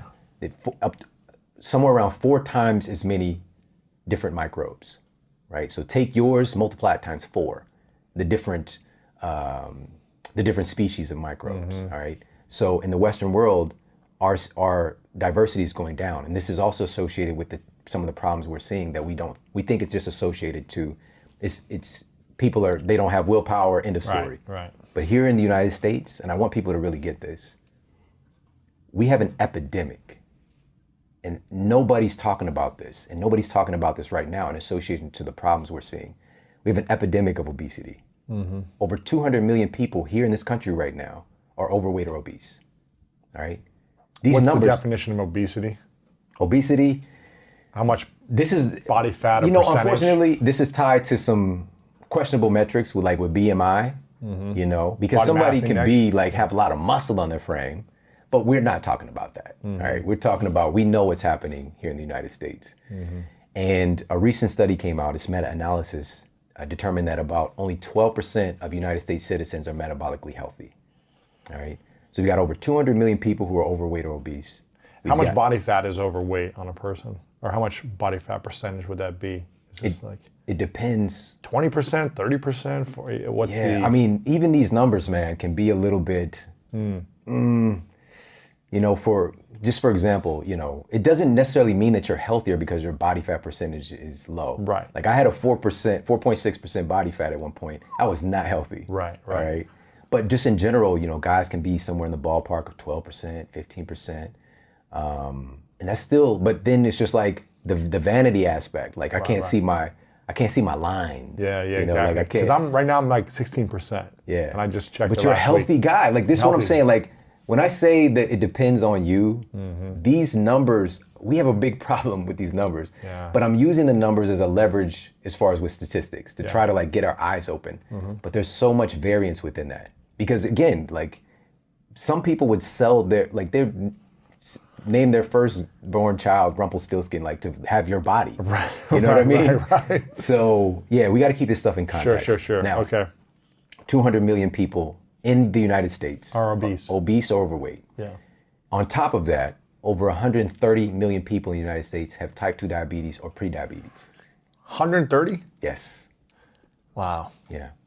That's crazy. It is crazy. It's crazy. So diabetes or prediabetes. And on top of that, about 60% of the United States population has some degree of heart disease. Right now. What does heart disease consist of? What are the types of heart disease in that category? So this is such a diverse topic too, because even our definition of these things is a little skewed. Hardening of the arteries, for example. Like how does all this stuff work? But I want to point back to a really important point because I don't want this to go left unsaid.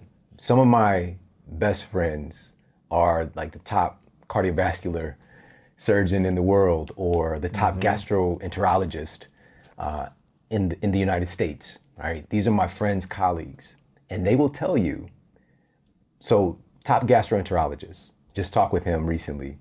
He was in school for 15 years. 15 years. And he shared with me he specializes in the treatment of systems associated with digesting your food. The systems That's all he and does. organs. But guess how much education he got on food?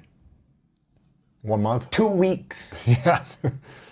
Even a month versus 15 years of education, learning about food for 2 weeks. You treat organs that deal with food. Right. We have a big problem. So in the cardiovascular domain, same thing.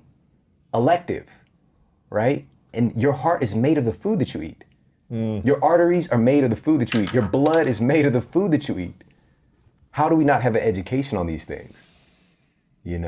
Our attention is so, the system itself, these are incredibly smart people. These are some of the best and brightest. But if you take a really smart person and you miseducate them or you teach them the wrong thing, they become world-class at doing the wrong thing. And we keep trying to treat symptoms. Right. We're treating the symptoms of not knowing how food creates all these things. So it is that deep. This is how powerful food is. You know, it becomes everything about you.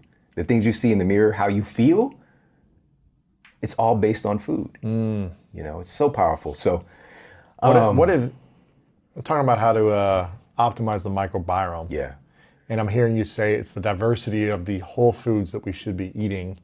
And in America specifically, we have very limited diversity of these Yeah. whole foods, these vegetables, these fruits, these yeah, healthy fats and meats and nuts, I'm assuming. Is that what it is? Yes. It's having a diversity. And the more diverse we can have, the better our microbiome makeup will become. yeah. And in the book, I cite a brand new study that found that increasing your diversity in your fruits and vegetables inherently increases the diversity of your microbes.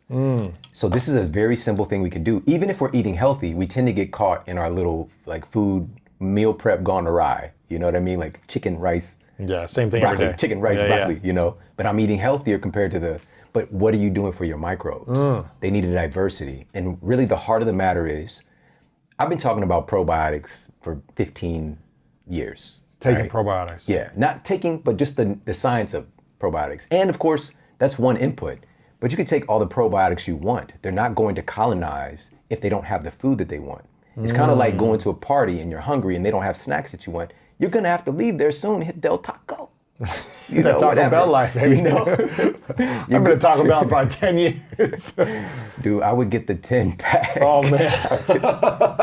Back in St. Louis. Yes. Getting Taco Bell. We've come a long way. Steak and Shake. Oh, man. That's if you want to get fancy, you know. So here's Oh, the thing, man. and it's so wonderful because, you know, when we get into these principles and how all of this stuff kind of fits together, this is a simple input: is increasing the diversity of the fruits and vegetables helps to create the preferred food choice or the prebiotics. So there's probiotics. Prebiotics. Prebiotics are the food that the microbes want in order for them to stick around. So we're losing all of these species because they don't have their preferred food in our system anymore. All right. And then we have postbiotics. So we have pre, pro, and post. The postbiotics are basically the vitamins, minerals, scafas, these short chain fatty acids, all the nutrients your bacteria create in you for you. It's a symbiotic relationship. And that's really the front line right now. It's like I said, the final frontier that we're studying. Let me ask you a hypothetical question. Obviously, this would never happen, but I've asked this to different nutritionists and doctors and scientists who've come on. Hypothetically, you're only able to eat 5 foods for the rest of your life. Just say hypothetical. You're on an island, there's only 5 food groups there, or you're only able to choose 5 every day for the rest of your life. If you had to choose, what would those 5 foods be to try to optimize your hormones, your mitochondria, your microbiome, Yeah. you know, everything to optimize? Obviously, it'd be very limited, but if you could only choose 5, and you get to choose 5 vitamins and supplements if you wanted to. So 5 foods, 5 vitamins. Obviously, it's hypothetical. But what would you say? Louis, I don't know if anybody's ever done this on your show before, but I'm gonna have to plead the fifth. Like, I can't answer that question. It goes against everything, you know, and there are, you know, that if I had to choose like my 5 favorite or whatever, you know, I could do that, but it's really getting away from the urgency of us increasing our diversity of food. It's an urgent situation right now. And on top of that, I got to share this too. We go to the grocery store, it looks like there's all this different stuff to choose from. But the majority of foods that the average American eats are from the same 12 foods, just packaged up differently. Like most of those, like wheat, corn, soy, you know, sugar. Oranges made the top of the list too. Largely orange juice, you know, but we're just eating the same stuff, packaged up differently. Over and over in different wondering ways. why our gastrointestinal tract and our microbiome, so many species are becoming extinct. We're eating the same stuff.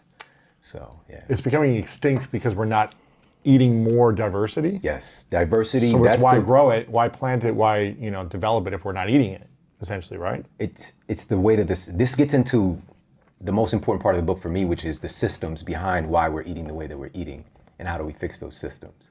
You know, our governments, unfortunately, a lot of our food policies are controlled by lobbyists who, you know, work for these major food companies. And our government, and I shared one of the studies in the book, which is, this should be really eye-opening for folks, provide government subsidies for processed food creation, like billions, hundreds of billions of dollars. And and the thing is just like, okay, does that actually correlate with worse health? And there was actually a study done looking at the people who consume the highest amount of these government subsidized foods had about a 40% greater incidence of being obese.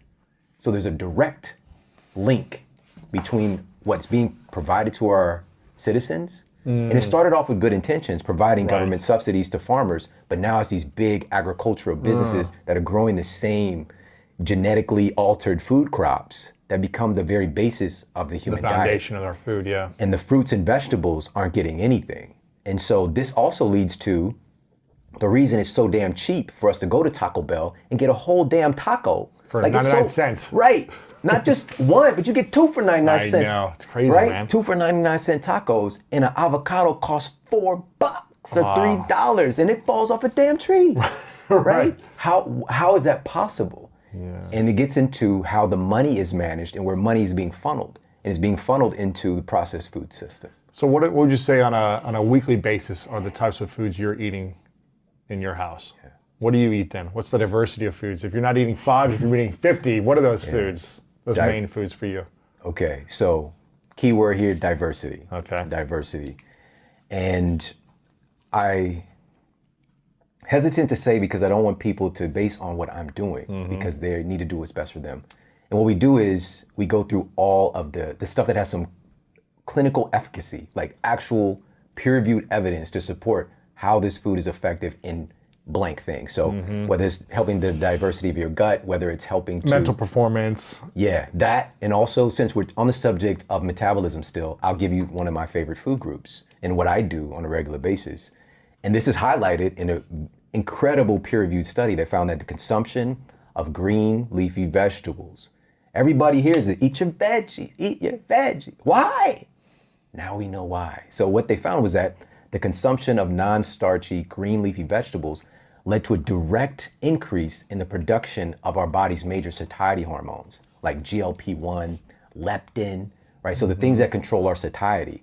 Because that's one of the issues with any diet framework is you need to make sure that you're avoiding the thing, like I call these kind of 3 amigos of body fat growth. And one of them is hunger and managing your hunger hormones and neurotransmitters related to that. That's one of the things. So green leafy vegetables. And another study found that to help with your metabolism. Yeah. So they found that for every serving of vegetables that you have in a day correlated with a 1/3 reduction in waist circumference.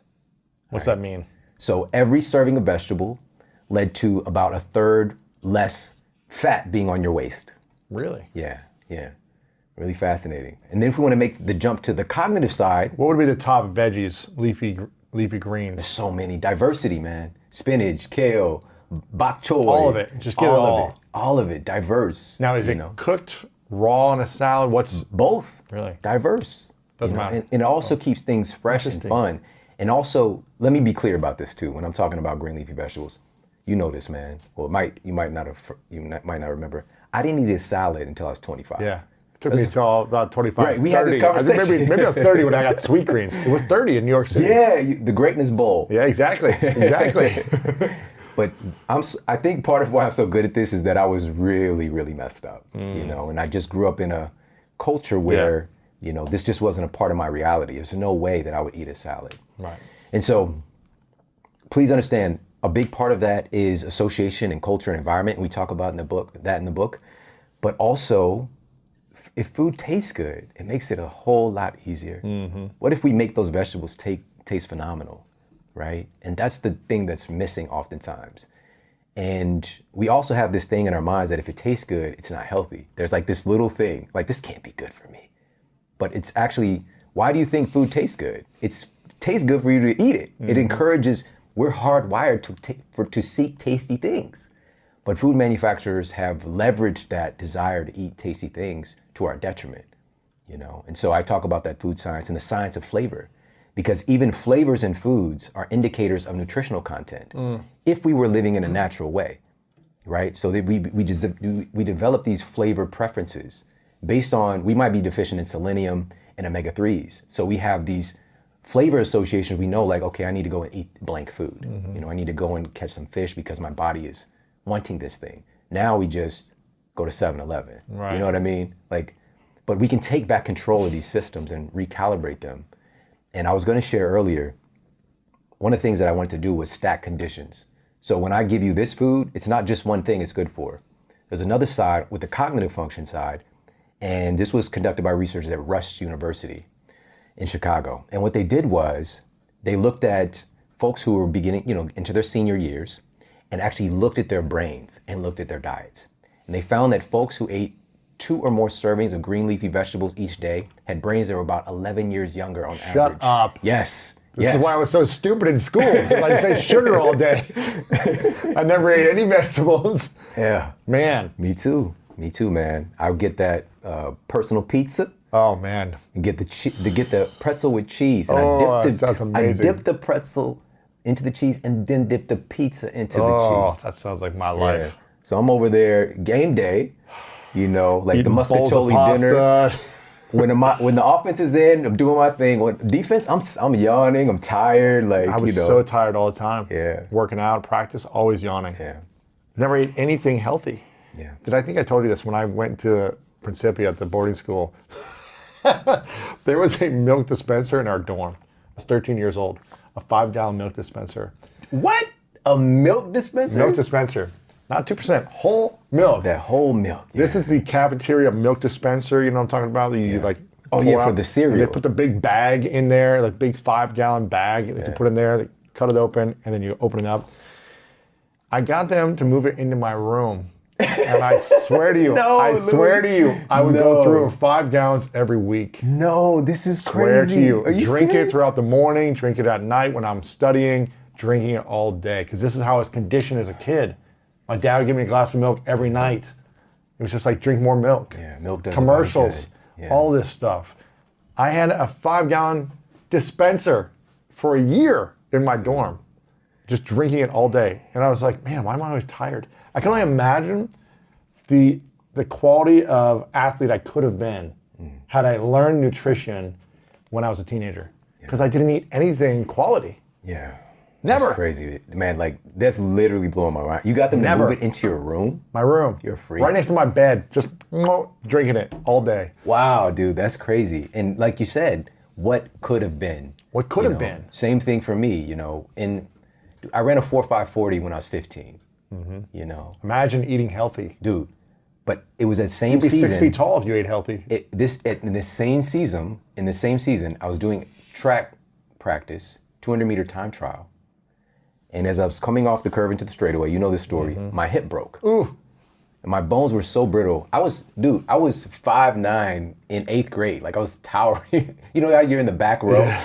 And then everything just started to break down. Really? You know, my bones. And it wasn't until I was 20 when I got diagnosed with this degenerative bone disease, degenerative disc disease. So my spine was just deteriorating. And nobody stopped to ask, like, how could this happen to a 20-year-old kid or a 15-year-old kid just breaking his hip at track practice? And from there, my dreams of, you know, college football, everything started to become vanquished. I've got game films where I break away, like 39 sweep, I'm gone. I'm 5 yards from the end zone. Nobody's behind me. And then I start to fall, like breaking down, tearing muscles. Yeah, like I've got it on game films and I'm like limping into the end zone and falling down. It was a nightmare, man. And I couldn't stay on the field anymore because my body was just breaking down. And what I was exposed to is what's called standard of care, which standard of care means they gave me some NSAIDs, gave me some crutches, like you'll heal up. I did, but nobody asked how is his bones breaking from running. And when this diagnosis happened, man, it was earth-shattering because I was always like this fit guy, like capable, and like now I can't even really walk right because of this pain from my spine that's going into my leg. And my physician at the time, he put the MRI up, and I was just like, okay, like, how do we fix this? You know, just working with the trainers and like, okay, what do we do to get back on the field, you know? And he's just like, pump your brakes, like, slow down, son. This is bad, you know, this is incurable. And he told me that I had the spine of an 80-year-old man. Wow. When I was 20, and not a healthy 80-year-old either, you know, like shout out to Mark Sisson, you know. Wow. But Is he 80? I think he's like... He's 70, I think he's 70 or 72 now, maybe? No. He's 60, he's gotta I be. think. I think he's in his 70s. I think he's late 50s But he or doesn't 60s. and he's definitely not in his 70s? 50s. He's 60. at least in his 60s. I think he's 70. I don't think he's 70. That's amazing if he looks that great at 70. Yeah, but this is what's also possible. Even wherever he is, it's He's what's a possible. freak. He's got a six-pack at 60-something or 7, whatever it is, yeah. Yeah, but I was the opposite. I was what you would think about with the 80-year-old person breaking down and, a lot of chronic pain. And, he sent me on my way, and that was that. He gave me some medication, prescribed bed rest. Now, I want to encourage anybody, if you ever get a diagnosis with something life-altering like this, do your best to get a second and or third opinion before taking any dramatic action. And I did. Unfortunately, it was the same thing. And it was and by the way, for the next 2 years, every doctor that I saw told me bed rest. So I just kept doing nothing. Sleeping, yeah. Just sitting around Isn't playing that the video worst thing games. you can do for yourself? Not only was my spine beginning to atrophy in my hips and my bones, but now everything else is. Muscles, everything. Your body- organs are not producing, they're not, Your body works on this use it or lose it basis. So I'm literally just decaying, You're dying at 22. Yeah, accelerating that process. And 2 years later, man, it was a little over 2 years. It's tough to talk about. Incredibly, I was in fear. I got into a place where I was scared to stand up because the pain, I would have to walk very gingerly because I know the sciatic nerve has to hit and then I could walk normally, like a normal gait. And so I just decided not to get up because I was scared to. Wow. And being that I'm eating the food that I was eating at the time, what I call the tough diet, typical university food, I was made out of this. My body was made out of this, and I'm not moving now, so I gained so much weight. Pretzels and cheese dip. Yeah, dude, I ate fast food every day. Not a day went by because it's cheap and tasty. Tastes amazing. Yeah. And so, but everything changed, and I don't remember if it was that day or the day after, but I went to see the last physician because I had hope, and I had this chronic question going on in my mind all the time. Why me? Why won't somebody help me? But I didn't realize it. And our brains are really run on the questions that we ask. It's a reflexive thing. It's called instinctive elaboration because our brains are like a servo mechanism. Is even right now, we're exposed to trillions, hundreds and hundreds of trillions of bits of data and information that our brain has to filter and only present to us consciously the thing that we hold most important, right? Because even now, you'd be focused on your toes, and probably thought about your toes a little bit, for people that are listening. But were your toes not existing before? They're there, but it's not a top priority. And so that servo mechanism is guided by the questions you ask. And so if I'm asking all the time, why me? Why this happened to me? Why won't anybody help me? My brain is just looking for a reason to affirm why my life sucks. And after I got that last diagnosis, he again gave me a new prescription, told me bed rest 2 years later, and sent me on my way. Wow. And he meant well, but I realized it was either that night or the next night that I'm by myself. They're not thinking about me. Even though they mean well, they are not walking in my shoes and dealing with the suffering. And it was the first time that I asked a different question. I asked, what can I do to feel better? What can I do to get healthy? It's the first time I ever looked at what can I actually do? Because I've been why won't somebody else help me? And it changed everything, man. That was the first night I slept through the night in 2 years without drugs. And I woke up with just a renewed sense of purpose because I went to school. I was in the auditorium nutrition class. Yeah. But I got out of it because I hated it. I hated science, ironically, which... now you love it. Science is my boo now. Yeah. You know what I mean? But it's the way that I was taught. It didn't really have an association. It didn't have that connective tissue. Wow. And I began to dive back into my training because I always did good in school. I had, straight A's, but I would get into trouble. I would. Right. I didn't enjoy the process of learning science because it didn't stick. And so, asking a different question, I did the low-hanging fruit first, which was exercise. I just went and started going on a cycle. Just got on a stationary bike at the gym, just started pedaling. It was hard. The next week I started doing a little walking and just built up from there. the first thing I did was I did Slim Fast first. Really? Because that's the commercial. Yeah. Right? I'm like, I gotta lose weight. A shake for breakfast, a shake for lunch, a sensible dinner. Right. But thank goodness I quickly transitioned out of that. And because of that question, somebody that I knew for 3 years at that time, she was somebody that I'd, kind of hung out with for a while, just hung out. Anyway, she was a chiropractor. Wow. She was older. She was like, 10 years older. And she took me to Wild Oats. I'd known her this whole time. We never went to Wild Oats.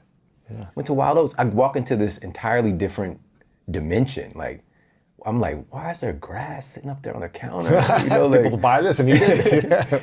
And but there was this nutrition prescription book. There's this massive nutritional Bible there. And I began to look at all this peer-reviewed evidence on this nutrient working for this thing. And I was shocked that this stuff existed. I had no idea. And this goes to the conversation of exposure, So many people we're born into these conditions. When I was growing up, man, we were on WIC. We, food stamp Christmas would come around, the 1st and 15th. And we even got food from, shelters and, these food pantries. And we didn't know that there was a difference with food. It was just stuff that you eat.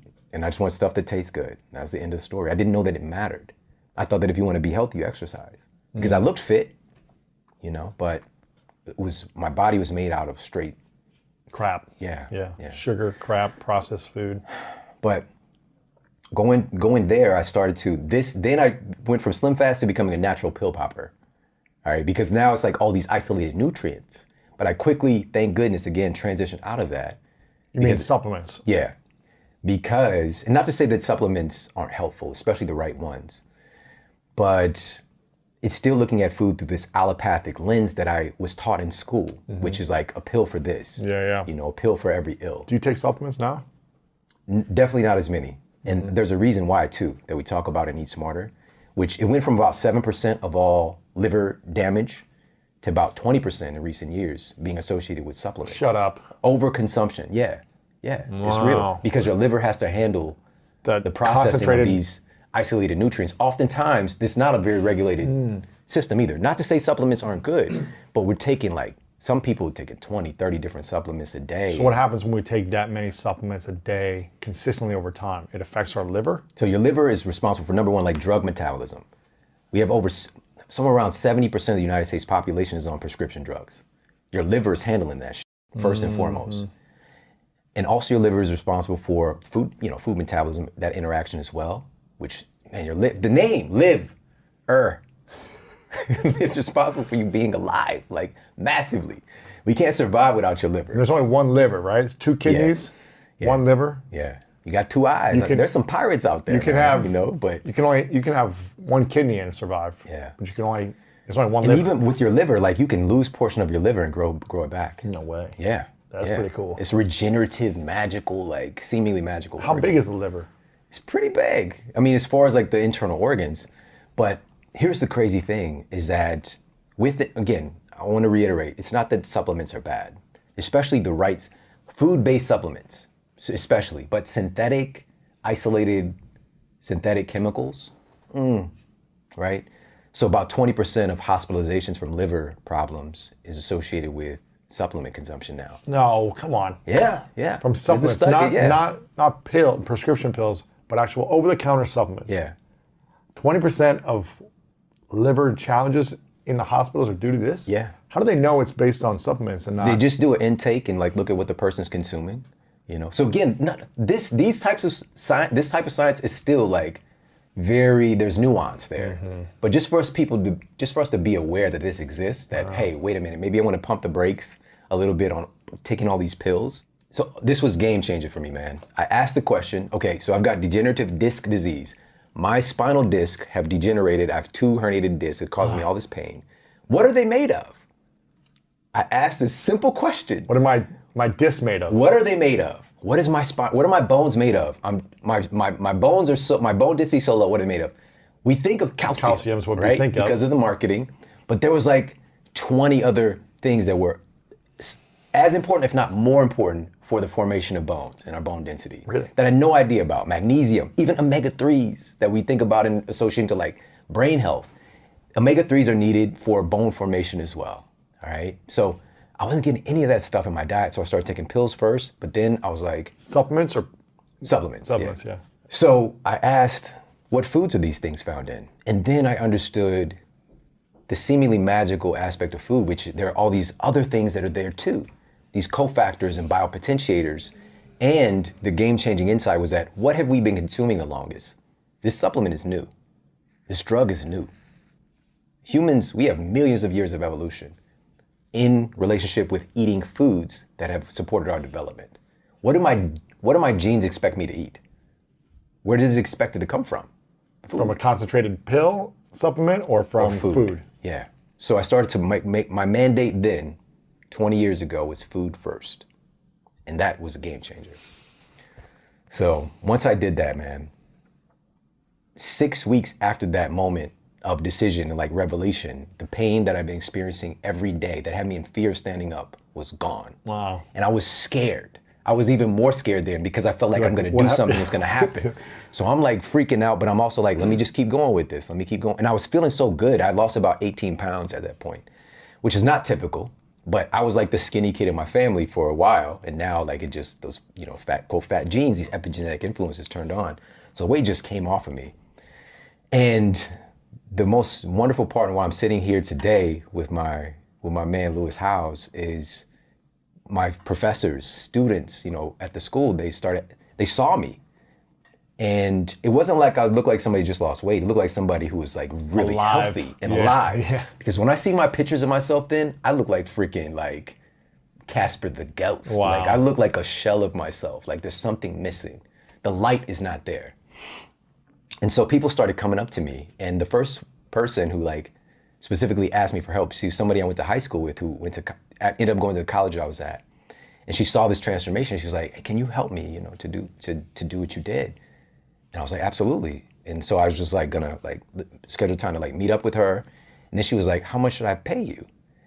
And like time froze. You're like, wait a minute, I can make money helping people live better? I had no idea it was a thing, you know? Yeah. And I was like, $7?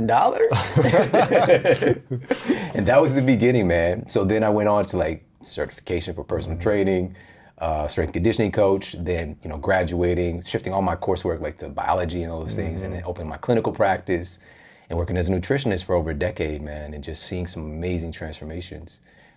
We specifically work with a lot of folks with chronic diseases, diabetes, heart disease, people coming in, they got blood sugars like 300, 400, they're on metformin, sometimes insulin. Oftentimes, somewhere around 80% of the time, we're able to normalize their blood sugar without medication, working alongside with their physicians. And, but we did that by education, because that's the thing that's not given to them. Nobody's telling them why. It's just like sugar's bad, okay, but I would reverse engineer it. I would like literally walk them through, here's how your body actually does this thing. Here's how diabetes is created. Here's how insulin resistance happened. And you can see the light come on in their eyes. And it's proper education. Yeah. What's your thoughts then on fasting in general? Because I don't know if you've seen Dr. Jason Fung's work, the obesity code, the cancer code, where he's talking about fasting a lot to reverse type 2 diabetes in a lot of his patients. As part of the process, of part of the treatment plan, I guess, is adding fasting into your life. Yeah. How does that apply to things, to the hormones when we fast, whether it's a 1-day fast, 3-day fast? Yeah. How does it apply to our metabolism? Does it slow down our metabolism when we fast? Again, whether it's intermittent or 3 days, what does that do to the body? Oh man, I could not put this in there because the data exists. And and I want to make this clear, I also have a protocol for if you don't want to fast and you just want to have your 3 square meals a day, but for all of us, if we can put our nutrition even into a 12-hour window, and that 12-hour of fasting, of not eating, which is that even includes your sleep time. 12-hour window of not eating, 8-hour window of eating. Just say you finish your last meal at 8 o'clock, and then you sleep, you get a good night's sleep, you wake up the next day, you have your first meal at 8 a.m. Wow, let me tell you some of the things that can happen. Number one, we see a substantial increase in the production of human growth hormone, right? Which is considered the quote youth hormone, associated with healthy body composition, but also like cognitive development and especially in recovery, protection from illnesses and speed of recovery from injury and things like that. It just goes on and on and on. It's why kids have so much energy too. It's really tied to energy, right? HGH. But I know we talked about this before. I think of like Barry Bonds, and like, Jason Giambi, we've being from St. Louis, Mark McGuire, exactly. Big Mac. They named a highway after him, Highway 70. They took it back though. They took it back down? But so by having a little bit of fasting, that process is elicited and you produce more HGH, but also improvement in insulin sensitivity. Like we see marked results with that too. And one of the studies that I put into the book was so shocking for me that I could not talk about it. They had folks to consume essentially the same amount of calories, but once they partitioned it, all they did, they gave them this one restriction of like, okay, let's take this consumption of caloric, availability that we're giving you and put it into this 12-hour window. And then they saw increased weight loss simply by having the same amount of calories, but in this window instead, same amount of calories. And they also saw increased production of satiety hormones or normalization of like leptin and ghrelin. They saw biomarkers associated with longevity as well. So, and I can go on and on just by putting your nutrition into a window. And then there's so many different types of fasting too. And I can't talk about anything with efficacy or ethically without me doing it. So, man, that's part of what happened to me too, of going too far. I've tried all of them. Whatever diet framework I've done it. Raw food. Yeah, everything. Vegan. But I'll do it for like a year, 2 years, 3 years, and that change and I didn't know at the time of my microbiome and taking away certain foods that really, for myself personally, were associated with good health. By removing those prebiotics sources, like that can cause gut dysbiosis. And so I was dealing with that for a couple of years. And like I started to have all these food sensitivities that were rooted in this change in my microbiome. And so even my story of like, what did I do to fix this? Because it's like one of the biggest things growing right now is dysbiosis of gut bacteria. And you might not have stomach problems or digestive problems, but it might show up with migraines. It might show up as issues with your thyroid. It might show up with arthritis. Interesting. This is important because even our methods of testing, look, man, I'm just gonna say the thing nobody else is willing to say. Dude, like, honestly, man, we've gone through a lot of stuff today, but we don't know shit. Yeah. We don't know anything, man. Like, even the top virologist in the world knows less than a fraction of a percent about all the viruses there are and how they function. We don't know anything, but we act like we do. And it gives us a sense of certainty. We know so much more than we did, and that's the beautiful part too. Even our innovations in the last couple of decades have been amazing, but what have we done as a result? Like, we're not getting any healthier. The data exists, and part of this problem is that on average, when we have a peer-reviewed, even if it's a placebo-controlled, double-blind, like everything, gold standard of study, we get a result finding that, say, curcumin, active component in turmeric, has anti-angiogenesis properties, meaning it helps to cut off the blood supply to cancer cells and fat cells selectively. Curcumin? Yeah. All right. Well, we'll circle back to that. But we find that it's been proven. It takes on average from proof to being in clinical practice in medicine 17 years. Wow. We don't got that kind of time, Louis. Yeah. And that's part of the problem, is that these studies are often designed and speaking to in this language of academia to sound smart to other people, instead of like, how can people take this information and use it in their lives? Because I don't have to wait 17 years to find out that this thing can help me. Hey, if you like this video, make sure to check out this video right here to up-level your health today. Tried to figure out is there a diet that makes them live longer? And he mixed combinations of carbohydrate, protein, and fat, and was hoping to see finally what works. And he found out they all did the same thing. They all had short lifespans, but there was one group